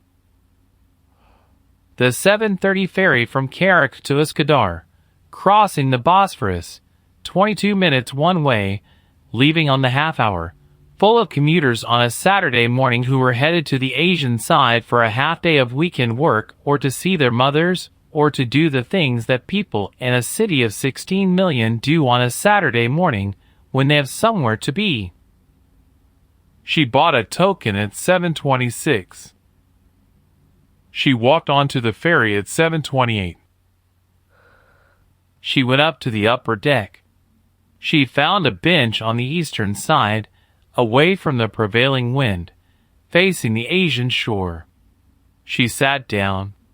She set a small paper cup of tea on the bench beside her.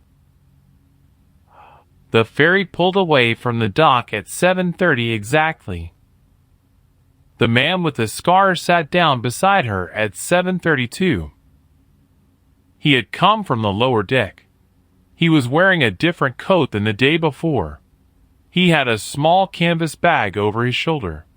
He set the bag down between his feet. He did not look at her. He said, in Turkish, "You have it." She said, "Yes." She reached into her inside pocket. She took out the small envelope. She held it in her hand for 2 seconds on her lap, low, where nobody passing on the deck would see. She passed it to him under her own thigh. He took it. He did not look at it. He put it inside his coat. He said, "Thank you." She said, "You are welcome." The ferry was halfway across the Bosphorus.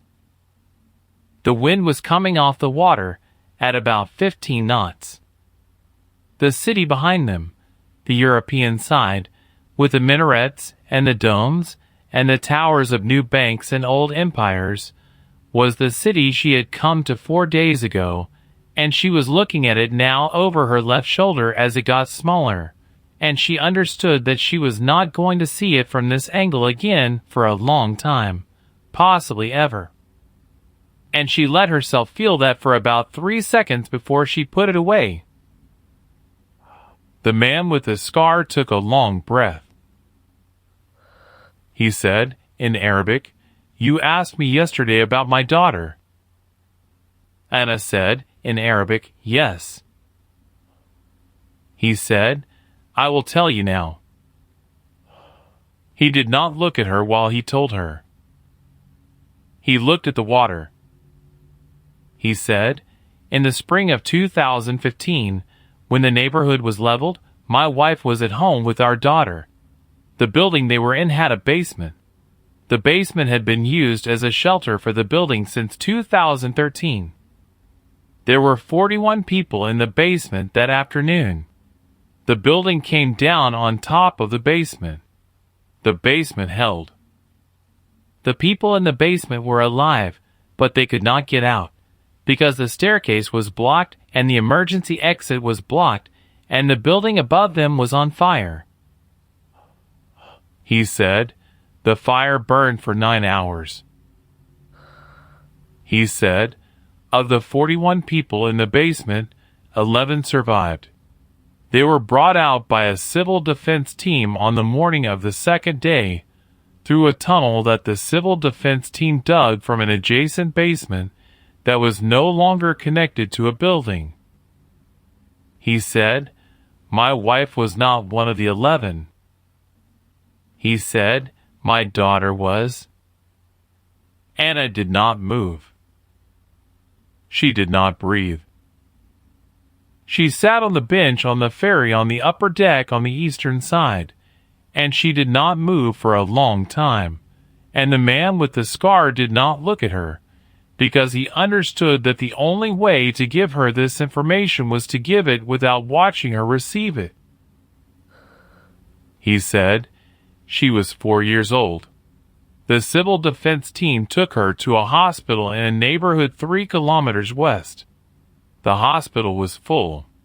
They moved her to a second hospital. The second hospital was full. They moved her, on the 4th day, with a convoy of children who had no parents, to a camp in southern Turkey that was being run by a coalition I am not going to name. He said, I did not know any of this for 11 months. He said, I was not in Aleppo. I had been moved out of Aleppo by my own service in November of 2014, 3 weeks after the building came down on me in the operation you were on. I survived the building because the rebar in my leg was a clean break, and because a man from my unit came back for me 11 hours after you crawled out, and because the hospital I was taken to was on the side of the city that did not get worse before it got better. He said, when I was well enough to travel, I was sent to another country. I was told my wife was probably dead. I was told my daughter was probably dead. I was told not to go looking, because going looking would tell certain people that I was alive, and certain people thinking I was alive would create problems for the people who had saved me. He said, I did not go looking for 11 months. He said, at the end of those 11 months, I went looking anyway. He said, it took me 3 more years to find her. He said, finally, she is 15 years old now. She lives in a city in Germany with a family that adopted her in 2017. They are good people.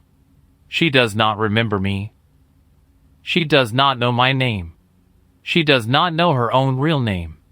She knows the name they gave her, and she knows the language they speak, and she knows the school she goes to, and she has a life that is a life. I have seen her 4 times. Once from across the street. Once from a park bench. Twice from inside a car. She did not see me any of the 4 times. He paused. He said, I will not see her a 5th time. He said, seeing her is a luxury I cannot afford. If I keep seeing her, eventually somebody will see me seeing her, and the people who would come for me would come for her too, and the family who took her and does not deserve what would happen to them if that happened. He said, "So she has a life, and I do not have her in it." He said, "That is the deal I made with what was left of my family." The ferry was 3 minutes from the Üsküdar dock. Anna sat on the bench. The wind off the Bosphorus was cold on the left side of her face, and she did not feel it. She reached into her jacket, into the inside pocket, behind the documents, into a smaller pocket she had sewn into the lining herself in a hotel room in Amman in 2017, with a needle and a length of thread she had bought from a vendor in a souk for the equivalent of 40 cents. She took out the photograph. It was folded in quarters. The folds were soft from 8 years of being in a wooden box. The corners had worn down to a kind of rounded edge that paper gets when it has been somewhere safe for a long time. She unfolded it on her lap. The photograph was of a 4-year-old girl with dark hair and a green dress and a smile that showed 2 missing front teeth. She held it out to him. He looked at it. He did not take it. He looked at it for a long time. Then he said, in Arabic, very quietly, "I know you kept it." Anna said, "I know you know." He said, "I have known since Monday at 4:08 in the afternoon." She said, "I thought so." He said, "I did not say anything about it because I was waiting to see what kind of operator you were now. The operator who would give me the photograph because it was the right thing to do, or the operator who would give me the photograph because it was useful to give it to me. I needed to know which one before I told you about her."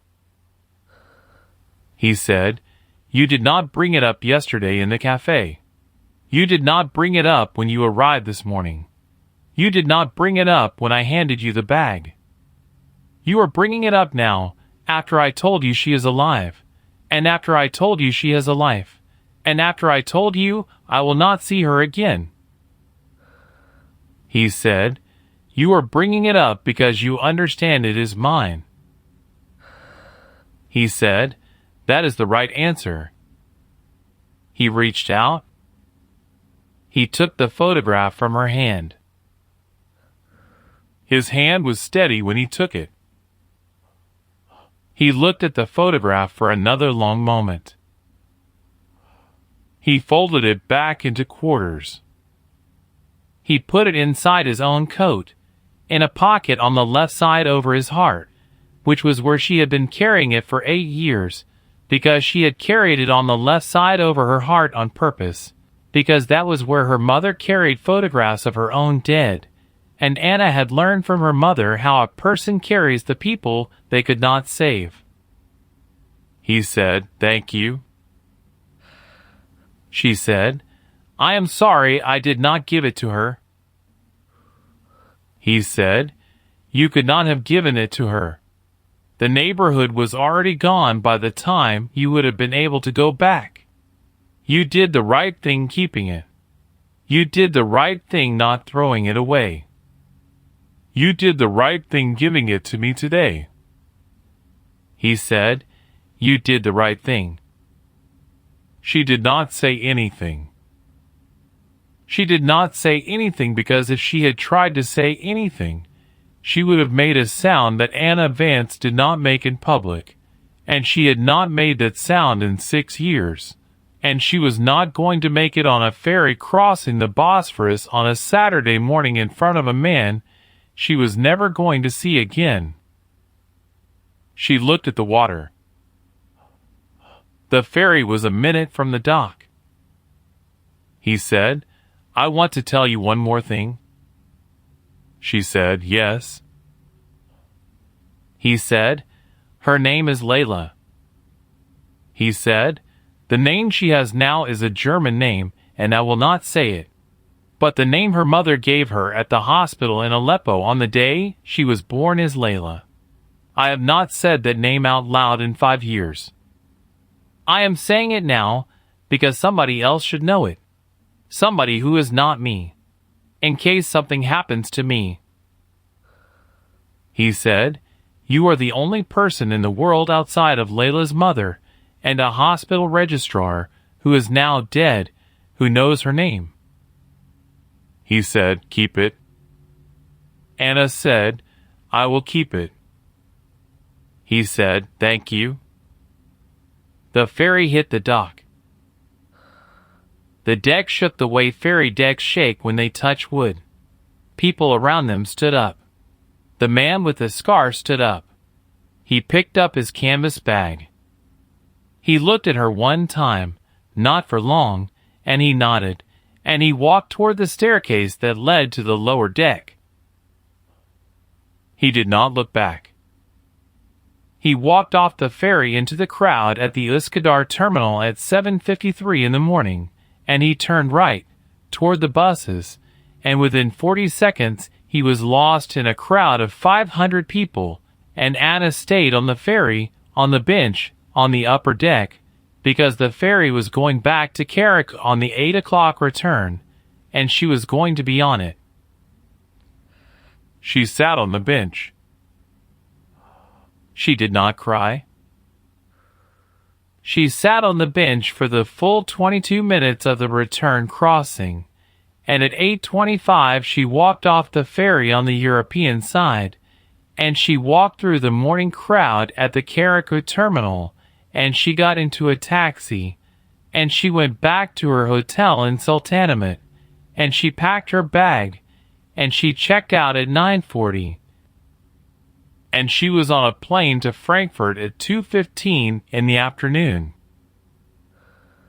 By 6 o'clock that evening, local time, she was at 33,000 feet over the Black Sea, drinking a glass of water she did not need, with a small empty pocket sewn into the lining of her jacket where a photograph had been for 8 years, and an open seat next to her, and a name in her head she was going to keep for the rest of her life.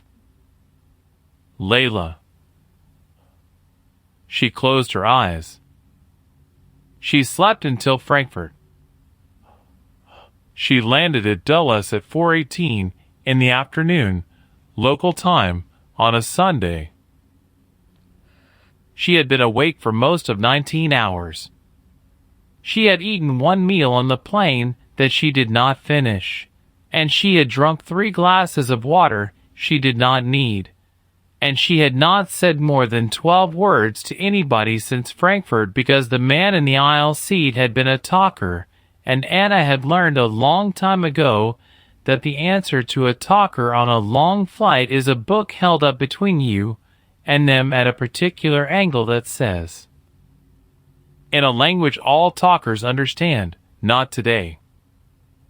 She cleared customs at 4:46. She was in a black sedan by 5:02. The driver did not say anything. The driver never said anything. The driver had been driving officers from Dulles to the office for 19 years, and in 19 years the driver had said exactly the things the driver was paid to say, which was good evening at the start of the ride, and we are here at the end of it. And the rest of the ride was a long quiet drive on the Dulles access road in the kind of Virginia winter dusk that turns the sky the color of wet slate. She got to the office at 5:41. She went up to the 7th floor. Lee was in his office. He had been in his office, as far as Anna could tell, since Thursday. The same shirt. A different tie. A coffee cup on the desk that had been refilled enough times that the rim was stained the color of old wood. He looked up when she came in. He did not stand. He gestured at the chair across the desk. She sat down. He said, "You got it." She said, "We got it." He nodded. He picked up the coffee cup. He looked at it. He put it back down without drinking. He said, "Brussels confirmed at 0200 Zurich time." The cup was clean. The box opened on the first try. Photography is in. The product is being processed now. The defector has been notified. He moves tomorrow night. He will be in a third country by Tuesday morning. He said, 43 names. He said, "Good work." Anna nodded. Lee looked at her for a long second. He said, "Anything I need to know?" This was the moment. This was the moment Anna had been thinking about for 9 hours over the Atlantic, and 3 hours in a customs line, and 8 hours in a Frankfurt terminal before that, since she had walked off a ferry at Carica on a Saturday morning at 8:25 with an empty pocket sewn into her jacket and a name in her head. This was the moment when she had to decide whether to tell Lee about the deal. Whether to tell Lee that she had agreed, on her own authority, in a kitchen in Sahanger on a Wednesday afternoon, to hand over a piece of intelligence to a foreign asset who was not on any agency list, in exchange for an operation that had saved 43 lives. Telling him would be the right thing to do, by the book. Telling him would also end her career, because there was no rule in the book that allowed an officer to make the deal she had made, no matter how well it had worked, no matter how many lives it had saved, no matter what kind of man had been waiting for her on the other end of it. Telling him would mean a polygraph by Wednesday and a hearing by the end of the month and a quiet desk in the basement of a building in Reston by Christmas. And at some point in the spring of next year, she would be invited to take an early retirement, and she would take it, because the alternative would be worse. Not telling him was a different kind of risk. Not telling him meant she would carry the deal alone for the rest of her career. It meant that if the brass key ever surfaced, in a newspaper, on a foreign desk, in a counterintelligence file somebody pulled out of a cabinet in 15 years, she would be the only person in the United States government who knew where it had come from. And the people who would eventually figure out where it had come from would not be friendly. Both options were bad. She had been weighing both options for 9 hours, and she had not been able to land on one. And now Lee was looking at her across a desk with a coffee cup on it, and asking her a question that needed an answer in the next 4 seconds. She said, "No." She said, "Nothing you need to know." Lee looked at her for a long time. He said, "You sure?"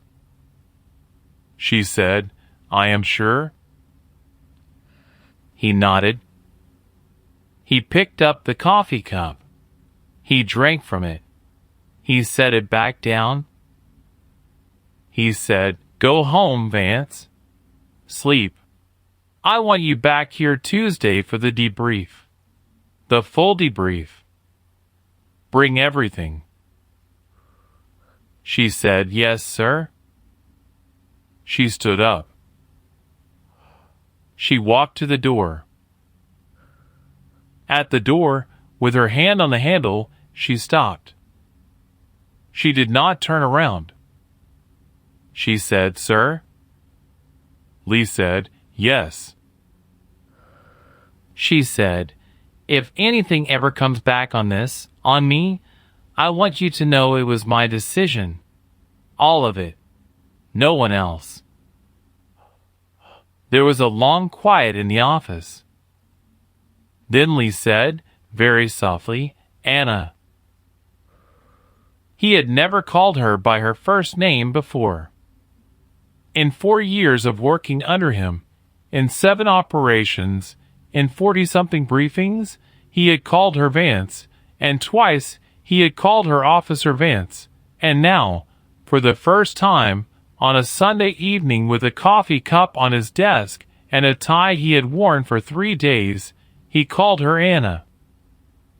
He said, "I am not going to ask you what you just told me. You don't need to tell me." He said, "I am also not going to forget you stopped at the door." He said, "Go home." She went home. "Now I want to talk to you about what just happened in that office. Because I think a lot of folks watching at home are going to look at that scene and say she lied to her boss. And I want to push back on that, friend, because it is more complicated than that, and the world we live in is more complicated than that, and the people who do this work for a living live inside that complication every day of their lives." Anna did not lie to Lee. Anna told Lee that there was nothing he needed to know. There is a difference. The difference is the word needed. Lee did not need to know about the deal. The deal was done.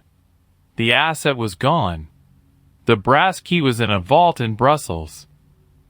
The man with the scar was in a country that did not have a name on the maps.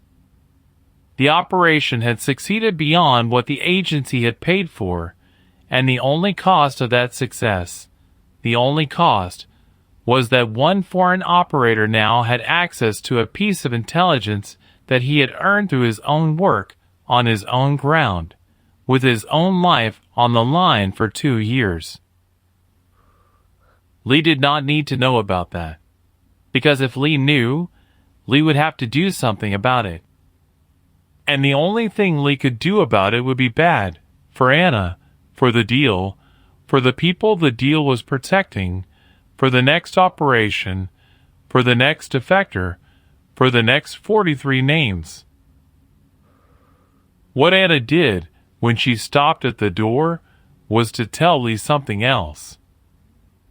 She told Lee, "If this ever surfaces, I take the fall." She told Lee, "You don't have to protect me. You don't have to lie for me. You don't have to carry this. It is mine." She told him that without telling him what it was. And Lee, who had been doing this job for 31 years, understood every word of what she had not said. That is why he called her Anna. That is why he told her he would not forget she stopped at the door. That is the conversation between two professionals who both know that the rules are written for a world that does not exist, and the world that does exist requires, sometimes, that you carry a thing you cannot put in a report, and you carry it alone, and the only honor available to you is to refuse to make anybody else carry it with you. Anna walked out of that office having traded 8 years of upward momentum at the agency for the right to keep one secret about one operation that saved 43 lives. She thought it was a fair trade. So do I. She got home at 7:12 that evening. Home was a small house on a quiet street in a town in Northern Virginia that I am not going to name. The house had 2 bedrooms and a porch and a small fenced backyard, and inside the house was a black cat named Murphy who had been fed by a neighbor for 5 days, and who looked at Anna when she walked in the door with the particular look a cat gives a human who has not earned the cat's forgiveness yet. Anna set down her bag. She fed the cat. She went into her bedroom. She opened the closet. She pulled down a wooden box from the top shelf. The box was about the size of a hardcover book. It was old. It had been her grandmother's. The lid had a small brass clasp on it. She opened the box. Inside the box was a folded piece of paper with a phone number on it from 2012, a small enamel pin she had won in a marksmanship competition in 2015, a letter from her mother dated August of 2019 that she had not yet been able to read all the way through, and an empty rectangular space about the size of a folded photograph. The empty space had been filled, that morning, by a photograph of a 4-year-old girl with dark hair and a green dress and 2 missing front teeth. The space was empty now. Anna looked at it for a long time. Then she took out a small notebook from her bag, and she opened the notebook to a blank page, and on the blank page, in a careful hand, she wrote one word. Layla. She tore the page out. She folded it in quarters. She put it in the empty space in the box. She closed the lid. She closed the clasp. She put the box back on the top shelf of the closet. She went into the kitchen. She poured herself a glass of water she did not drink, and she stood at the kitchen window looking out at the dark backyard, and for about 4 minutes she did not think about anything at all. Then she went to bed. She slept for 14 hours. She had one dream during those 14 hours that she remembered when she woke up. In the dream, she was on a ferry. The ferry was crossing the Bosphorus. The sky was the color of weak tea. There was a bench beside her. The bench was empty.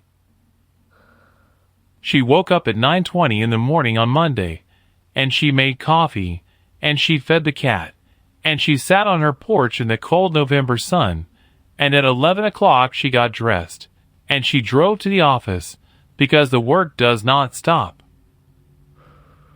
The work never stops. There is always a next operation. There is always a next list. And the officers who do this work, friend, the ones who do it well, the ones who do it for 30 years, and walk out the door at the end still able to look their grandchildren in the eye, those officers are the ones who learned, somewhere along the way, how to carry the things they could not put in a report, how to carry them alone, how to keep walking into the next briefing, into the next country, into the next cafe, into the next room where a man with a scar across his jaw might be sitting at a table. Anna Vance learned that in Istanbul, in the fall of 2025, in 4 days, she would never write down anywhere, with a brass key she did not keep, and a photograph she did not keep, and a name she kept for the rest of her life. The fire's down to coals now, friend.